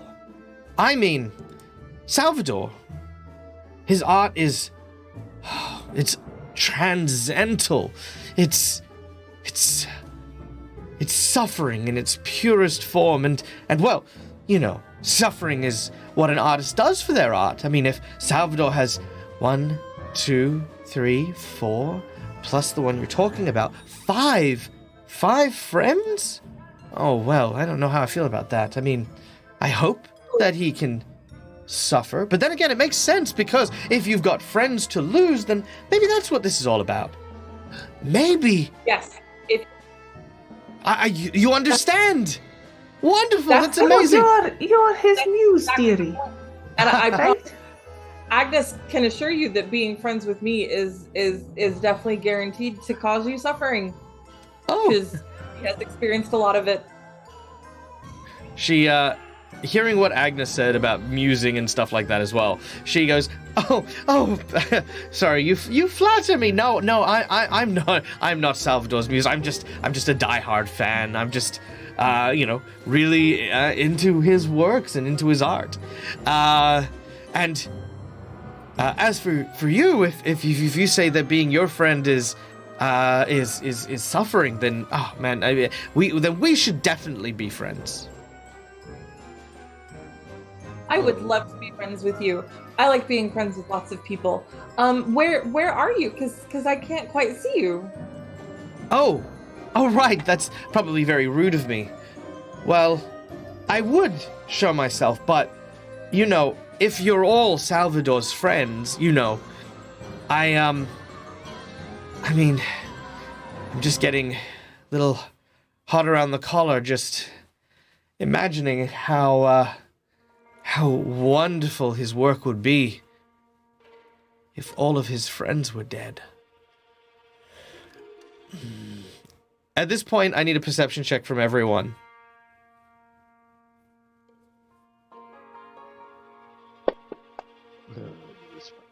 I could use a hero point to just roll at advantage right now, correct? Yes, you may. Okay. You know what? I'll leave it at 17. I will use a hero point to roll at advantage. All right, you may do so. I'm not sure how this is gonna work because I pulled 2 d20s for the perception. That won't work. You'll need to roll them separately.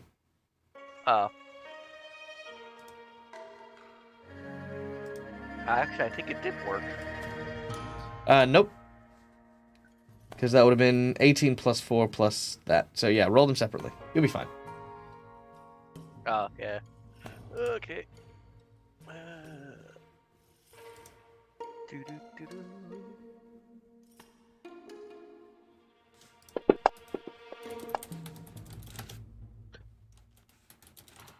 $31.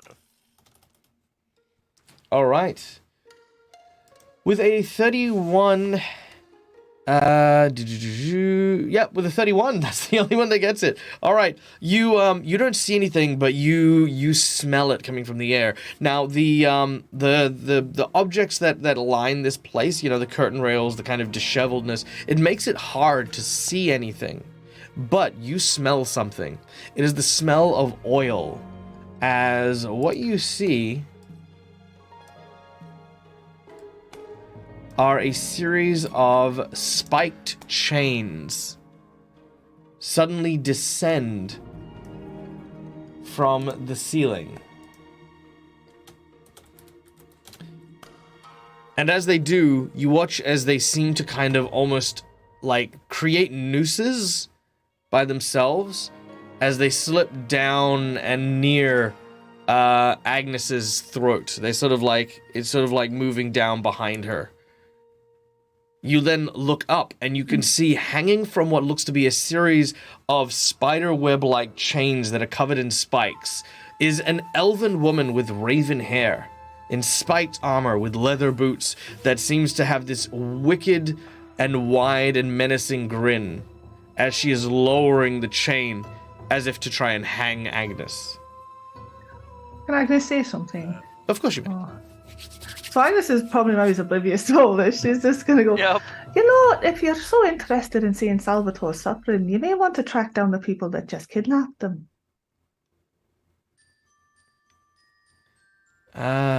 She sort of says this, and Dante, you can tell this. She's saying this, but she's like, you can tell she's like trying to distract more than actually engage in conversation. So she says, yeah, no, I've been looking for them.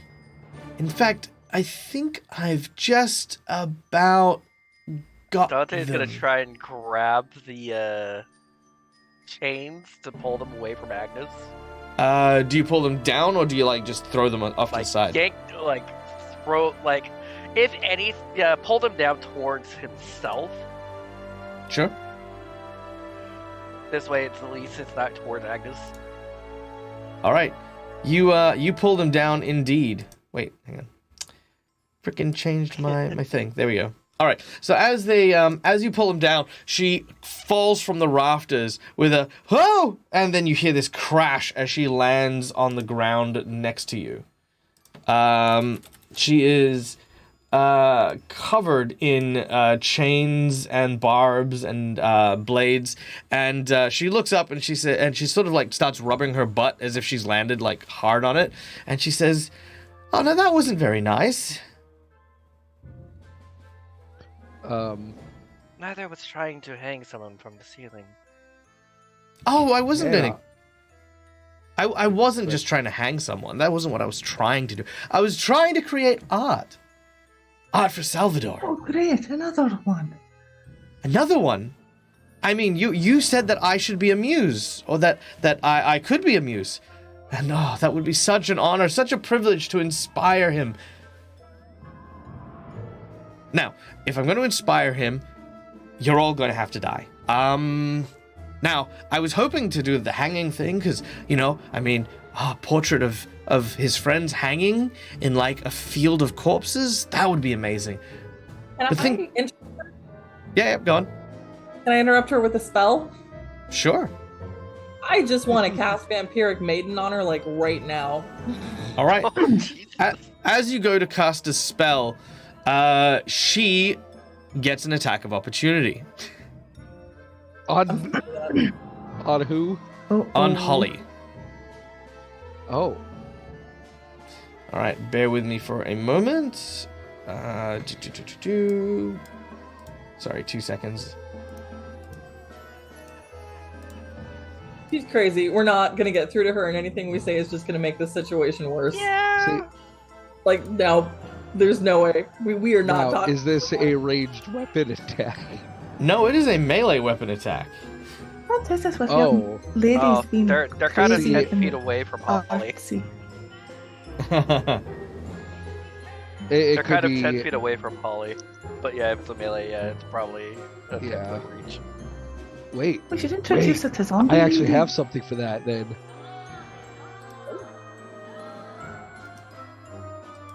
But do you have your shield raised? I do, because Oh, wait, remember yeah, 'cause you I did charged use it. through the door with it raised up. So, Yeah, no, I'd allow it. yeah, Where He's just gonna is- find it all. shield block only works Dang it. for if I'm being attacked, though. But Ooh. I should have my one of my champion abilities. I think lets me. Where is it? Glimpse of Redemption. An enemy. Okay, so yeah, so yeah, yeah. So I'll use my Glimpse of Redemption reaction. Mm-hmm. That's if she manages to damage Holly. All right, very well. Let's see. Just bear with me while Because that's the trigger. All right, let me just get through this real quick.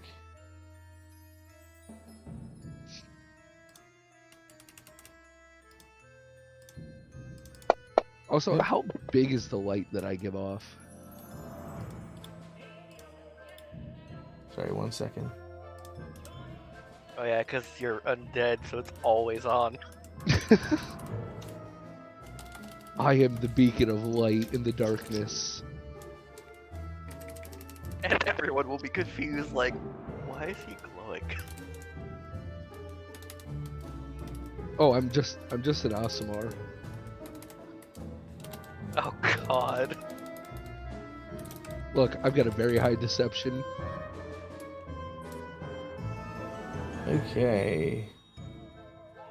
Also, plus 24. Oh, that's not too bad. All right. Yes, it is a plus 24 to hit, but I just need to do that one there. Okay, cool. All right. So, attack of opportunity on Holly. That is a critical hit for Holly. Then, so Merc will reach his hand out and flash a big bright light in her face as he uses his Glimpse of Redemption reaction. So either Holly is unharmed by the triggering damage, or she gains resistance to all the damage equal to 2 plus my level, so 9. And the woman becomes which is it? Something to based on way to guilt. She becomes stupefied too. Just basically go shaken, that's dead. All right. Given that this is a reaction, I'm going to say that it's going to depend on what Holly does. If Holly continues to cast a spell, she will land the critical hit. If Holly holds, then she'll hold. I'll hold. Oh boy. All right. Very well. So, as you do so, she will indeed back down. Like, so as you've started casting your spells, you realize in that moment, oh no, squish. There we go. All right. In that moment, as she sort of lashed out, it's almost as if these chains are an extension of her body, and as they come towards you and you cast the spell, Merc, you sort of make your move as well, and as this happens, there's almost like this three-way Mexican standoff as you guys are all now just staring at each other. That kind of playful exterior been replaced with like kind of a stern, grim look, as if going from like playful to a serious persona. But as soon as you stop, she smiles again, and she says, "I think maybe we've had a misunderstanding. You're not his friends. You're not even fans of his work, are you?" No, we're really not. We're trying to find someone, and we were told he might be here. And then we found out this dude got kidnapped. She gets bored and she walks over to the window. Do you know who kidnapped him or not? No. Well, this is just disappointing now. I came all this way just to see him. He's been kidnapped. Doesn't even have... Did they say anything? If they did, it would probably been something like, "Arg, stop stabbing me!"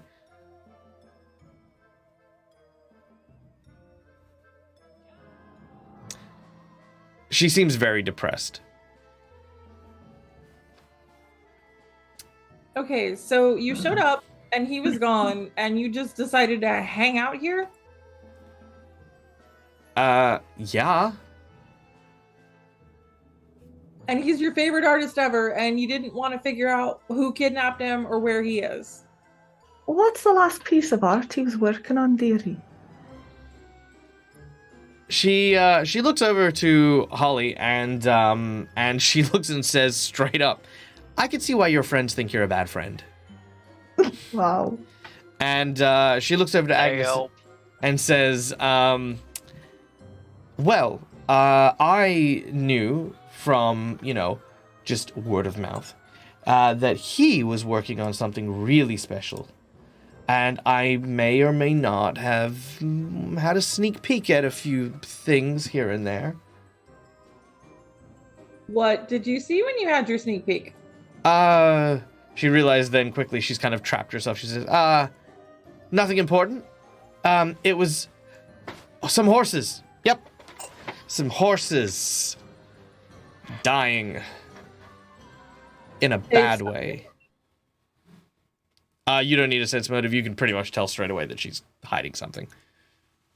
So why don't you actually tell us what happened, and then we can rescue him, and then he can finish the painting and you can see all of it. But see, the problem is And we'll that's... tell him that you helped us, dearie. And then maybe he might put you in his next piece. Oh, think about that. Wouldn't that be grand? She walks back and forth. She says, if I don't help you, then, you'll have to do all this stuff on your own and suffer, and that's a good thing. But I could be in a painting. That's a good thing too. What Salvador would do to me. What if I could show you some suffering that you've never seen before? Go on. Is Merc just gonna straight up take out his helmet? That's exactly what he's going to do. He's going to take off his helmet and go boo. She is not even remotely shaken. She's just looking in anticipation as if to say, and then, now what are we going to do with him? I'm quite literally in an eternal state of undeath. I am unable to eat or drink anything. How is that not suffering? She, her eyes just sort of glaze over as she looks at you, and she's like,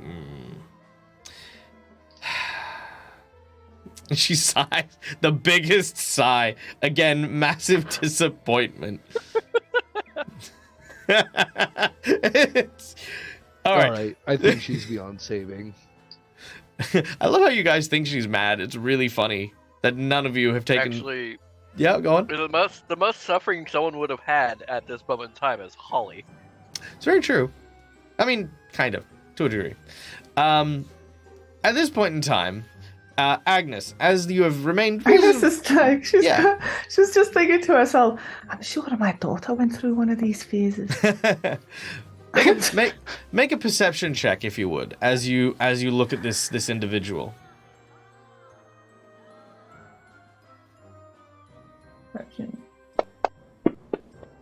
Wow. No, that's plenty. It's hard to see because it is nestled amongst the various chains and spikes and objects that she has over her body. But you swear you see something. The depiction of a skull with a chain in its mouth. Make a religion check. I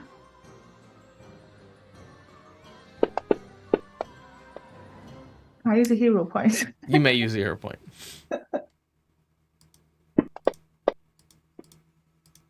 Better. All right. With a 27, it dawns on you that this is not just some crazy person. This is a cleric of Zonkuthon, one of the greater gods of pain, suffering, and entropy.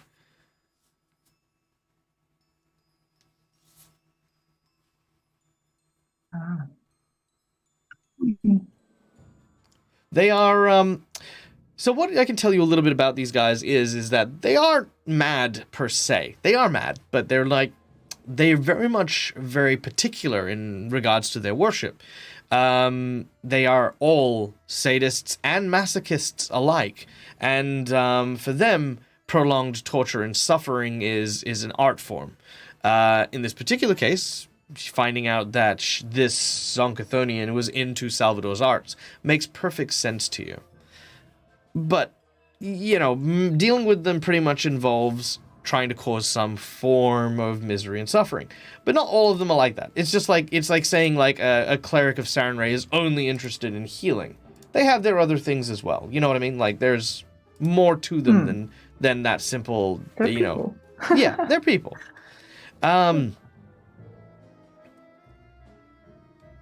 As you mentioned saving Salvador, and as you've mentioned showing suffering and the like, she seems to be kind of torn between the group's multiple approaches. And you can kind of see that. Because she is finding that being unhelpful is starting to bother Holly, Dante, and Merc quite a lot. And even though she's not displaying it, you can tell that she, from her religion, she is relishing it. Because suffering doesn't have to be physical torture. Okay, right, look. You help us find Salvador, and I'm pretty sure that on the way to go rescue him, there's bound to be a lot of suffering. It just tends to follow us around a wee little bit. Also, I happen to be a psychic, so my kind of suffering's a wee bit different. Well, I do want Salvador to be okay, and that's one thing. But you know, you guys came in, you lied to me, you tried to manipulate me. You know, my feelings are really hurt. I thought I was talking to other fans, and you used me. No, you talk too much and didn't let us get a word in. Plus, to be fair, don't you like when people use you? No, not at all. And that's rich coming from the person who who makes like a statement followed by 3 questions when they walk into a room and then lie out of their faces to other people. Does it hurt your feelings? Shh. Does it hurt my feelings? Mm-hmm. I suppose. More disappoints me than anything else. Does it cause you suffering? I suppose it does. See, I mean, I'm trying. Okay. You're trying to worship my... No, you're lying again. See, that's the trouble with you people. It's always lies, manipulations. If I said that I like a big rack of chicken, guarantee you've got one in your backpack. You say all the pretty words to try and make people do what you want, but you know, that's all they are, just pretty words, you know. Straight out of the mouth of someone like Shaylin's worshiper. I bet that's who you worship. I bet let me guess, you worship some sort of Calistria, that's right. Big bosoms and stripes. You would never understand. I'm gonna flash my holy symbol of Asmodeus. She laughs. She just cackles laughing. That's rich! You an Asmodean worshiper. Yeah, I'm not kidding. Oh, you're not? Well, why don't you prove it then? You want to make a deal? Okay, let's make a deal. I'll help you, save Salvador, and you have to,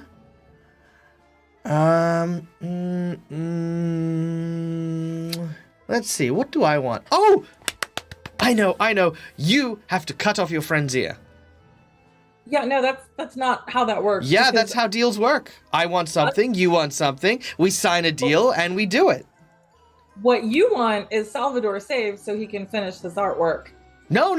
You want to save Salvador. I'm simply waiting for him. You came in and were looking for information, where he's going, what he's doing. And as far as I'm concerned, I don't have to do anything for you guys to go and run around and save him. So why would I give you something for something you're already doing? Yeah, see, we don't actually care about Salvador. He could die and we couldn't care less because we don't Yeah, care. see, but if he dies, then any of the paintings that I have kind of go up in value. So Do they?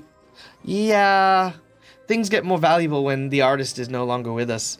And as much as I love Salvador's work, of course, and I want to see more, I'm okay if he dies. Okay, well then that's fine. But yeah, we're not doing any of Is your. there any of Salvador's artwork or anything in this room? No.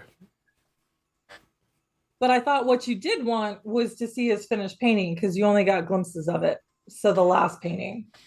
Oh, yeah, and if he's finished it, I'll definitely find it and probably kill anyone who stops me. But right now, what I want is your friends here. Yeah, no, I'm not making that deal. That's not a good deal for me. Oh, what You- a shame. Better deal. Yeah.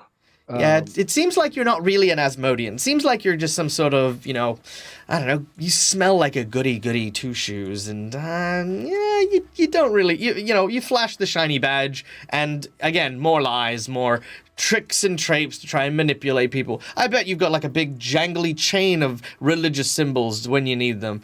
Oh, yes, a cleric of Sanray, and a paladin of Aurori, and all this other stuff. Yeah, I'm not buying it. You're about as evil as a bag full of kittens. I'm Okay, actually if that's what you want to think. I don't really care. a paladin of Iomade. See, that I believe.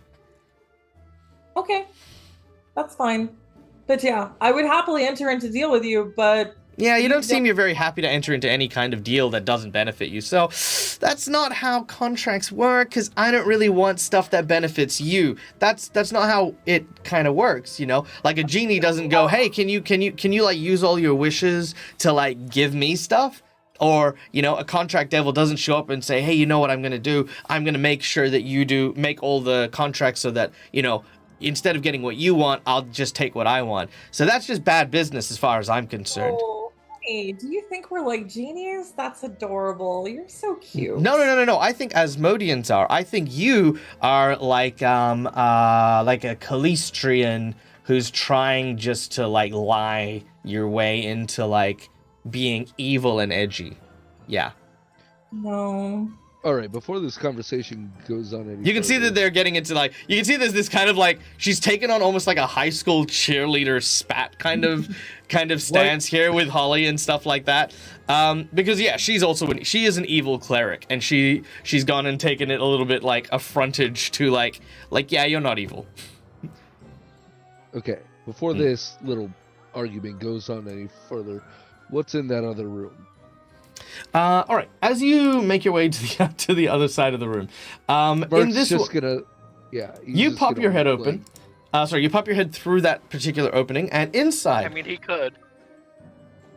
It is actually hard to open. The door itself is swollen, not like to the point where it's shut, but like you, with a bit of force, you kick it open, and this cloud of what looks to be yellow powder flies into the air.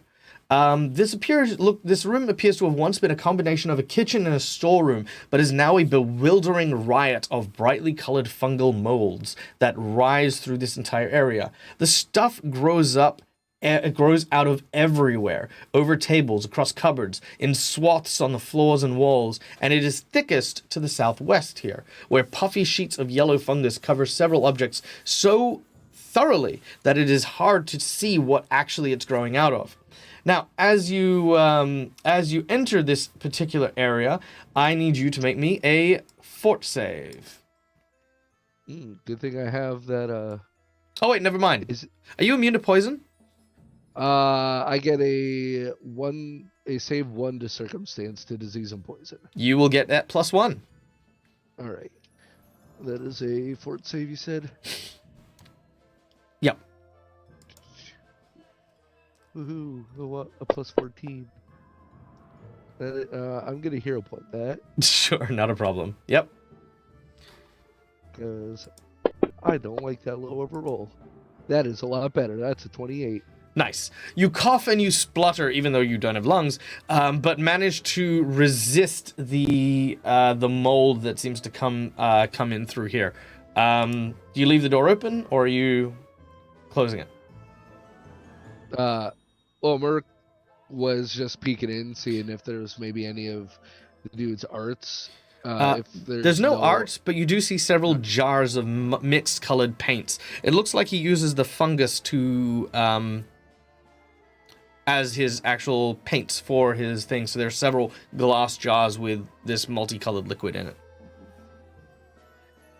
See, that gives me an idea, but see, if he has no paint, he can't finish any paintings, which means she would no longer be able to like any of his work. For now, Merc's gonna close the door. Okay.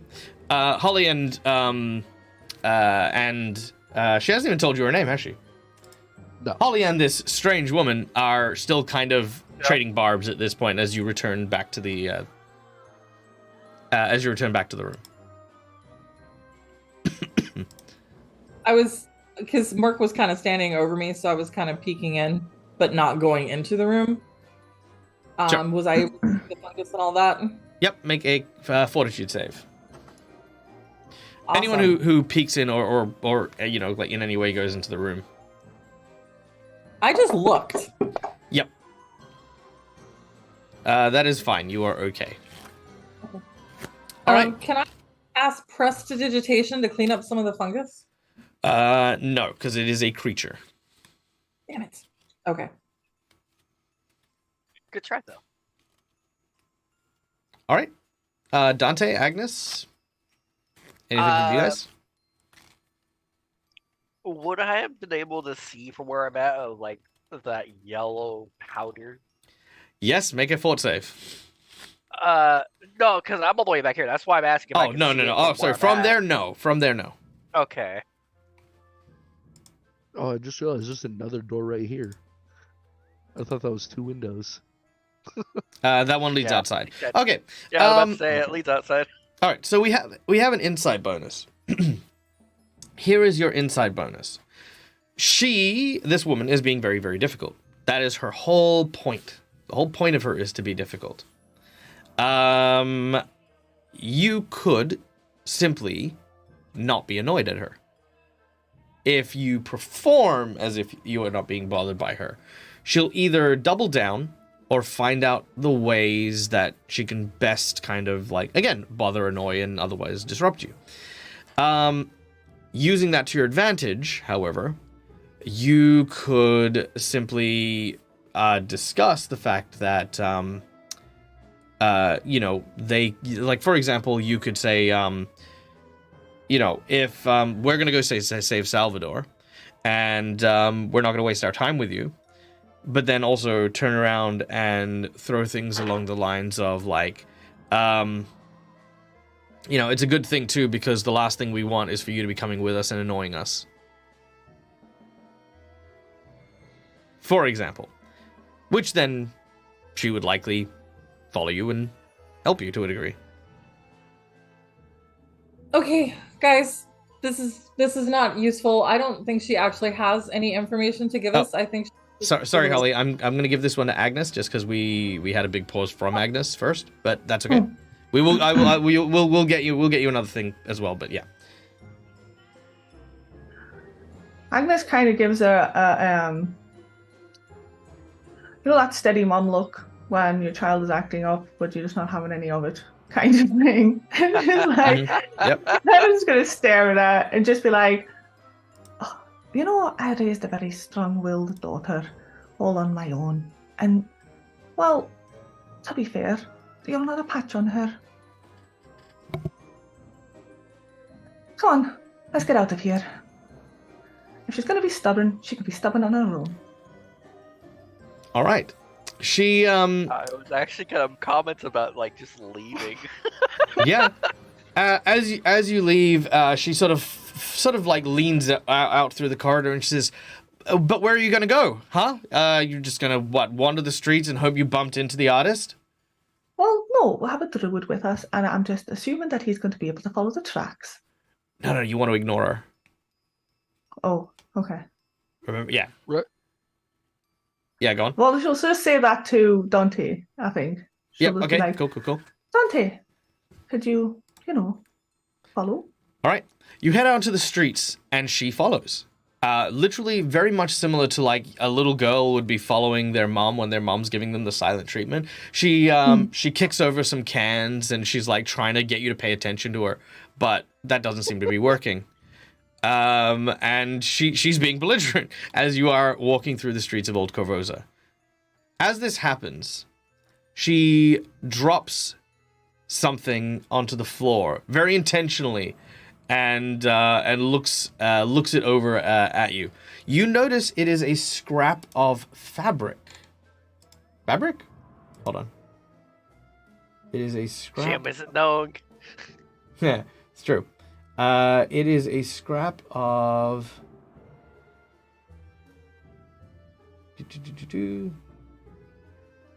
Sadistic lunatic. Yeah, we know. Fabric would make sense, but here we go. It's a fabric of cloth, and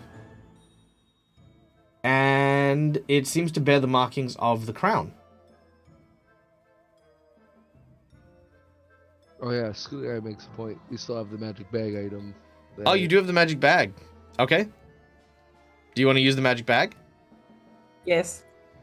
All right. If there's something that can help us, yes. All right. Now you can see that as she's laid the cloth down, you can pretty much tell what she's gonna do. She's either gonna destroy it as soon as you reach for it, or she's gonna try and like pick it up and run away. Right? Childish thing. You quickly reach into a bag and pull out a strange device. This is a magic hand. It is not mage hand, it's magic hand. And what it does is you whip it out, and it's like a big sticky pad, like in the shape of a hand, that it then thwack grabs onto this thing at a distance and pulls it back towards you. As this happens, she leans forward, she's like, "Hey!" as she tries to grab it from you. But what you find here is a scrap of fabric that seems to be here. And it seems to belong to a seneschal of Korvosa. The only seneschal you know is the missing seneschal Neil Landis. And for some reason, she has it on her person. She says, "Hey, I found that fair and square." Acknowledge. Yes, well done, child. She seems, well, but I mean, okay, but did you know that, she realized that she's lost one of her big bargaining chips. See, you can be helpful. She says, "Well, fine. I'll tell you what. On her way. No, come back." She starts following you, and she starts looking sad. She actually looks like she's about to cry. She's like, I tell you. Okay, look, I didn't see who stole him, but I know where they're going. There's a big art gallery that they're apparently opening up in the town square. I was gonna go check it out, but then I thought maybe Salvador wasn't gonna be there because he doesn't do all this, bougie, art exhibit things, But the new emperor, king, mayor, whatever this stupid town has, he was all like, "I've got an artist, yeah." And I didn't is think. the emperor going to be there? Yeah, it's his Oh, thing. well then, dearie, you definitely will see some suffering. Come on, folks. She stands there as the four of you begin to make your way towards the Emperor's area. As she thinks about what you've said, she feels like that sense, like that lost child. But then when she realizes what you mean, you watch as this huge grin appears over her face, and she says, "I'm coming, wait for me!" And she skips in following you as well. You now have a new ally, I guess. Great. As We're just as like they're walking, collecting crazy girls. as we're walking, Vertigo go, "Agnes, you are a genius." No, my dearie, I'm just a mum. Well, You have my eternal respect. I will also give credit where credit is due. The only reason this worked was because of Holly. As well as Agnes. The thing is, she is incredibly competitive with other people from those various religions, and baiting Holly is not a basically, if you'd asked, she would have given you the information and called it a day. But she really, really dislikes Holly, and that's why, and that's the only reason she's there, is because she's wanting to like make Holly suffer, and at the same time, it's like a very personal thing because Holly's kind of doing it back and forth. So that's Like really Mean cool. Girls. Yeah, it's literally full Mean Girl vibes. They're frenemies. Frenemies, yeah. And Holly's giving it back as much There as you she's go. taking, so it's working so perfectly. It's like the marriage of a perfect storm. Someone I can't get to and someone I can absolutely get to. Both in the same place, and she's just like, yep, that way. All right. But that brings us, ladies and gentlemen, to the end of our session. Don't forget to mark down that you do have, I'm going to call it Sticky Fingers, which is a non-magical sticky whip that allows you to grab any object of 1 bulk or lower from, let's say, 15 foot away. Alchemical hand. Yeah. Now, you can't use it to, like, Spider-Man swing or anything like that. It of is not course. strong enough for that, but you can whip something and then retrieve it as an action from 15 foot away. So that's what that'll be. So thank you for the magic bag. Also, she does tell you her name. Her name is Laori. Laori. Yeah. She also has an aura of sacrilege as well, which actually means that anyone using good aligned spells may have problems around her. Great. Just FYI. Merc.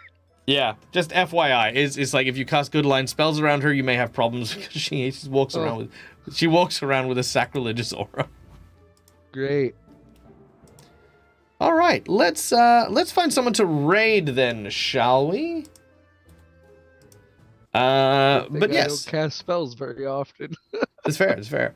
All right, well, thank you so much, everyone, for joining us. My name has been Michael. I'm the Dead Aussie Gamer. Thank you to our lovely players and this very, very fun encounter. This is probably one of my all-time favorite versions of this particular encounter I've ever run, because most of the time she just shows up, is a bit mental, shares a bit of information, and then leaves. This was actually a lot of fun. So thank you to my players, thank you to our sponsors, Hero Forge for the wonderful artworks, Fantasy Grounds for our VTT of choice, and Sirenscape for the sick-ass tunes, as well as Epidemic Sound, which covered Laori's soundtrack just then as well. Let's see.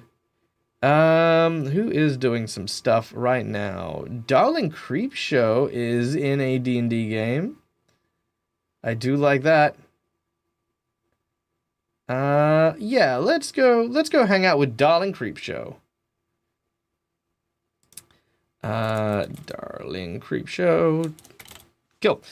So guys, as always, thank you so much for joining us. My name is Michael. I'm the Dead Aussie Gamer. This is my place. This is my face. You'll find it next on Wednesday, where I will be on Careful Cantrip in the morning, and then Reign of Winter in the evening. That'll be Tuesday night, Wednesday morning for some of you folks in the US. Stay safe, stay wonderful, be kind to each other because it's free, and until we meet again, as always, from me to you, game hard or die trying. Good night, folks. Bye. Bye. Bye bye.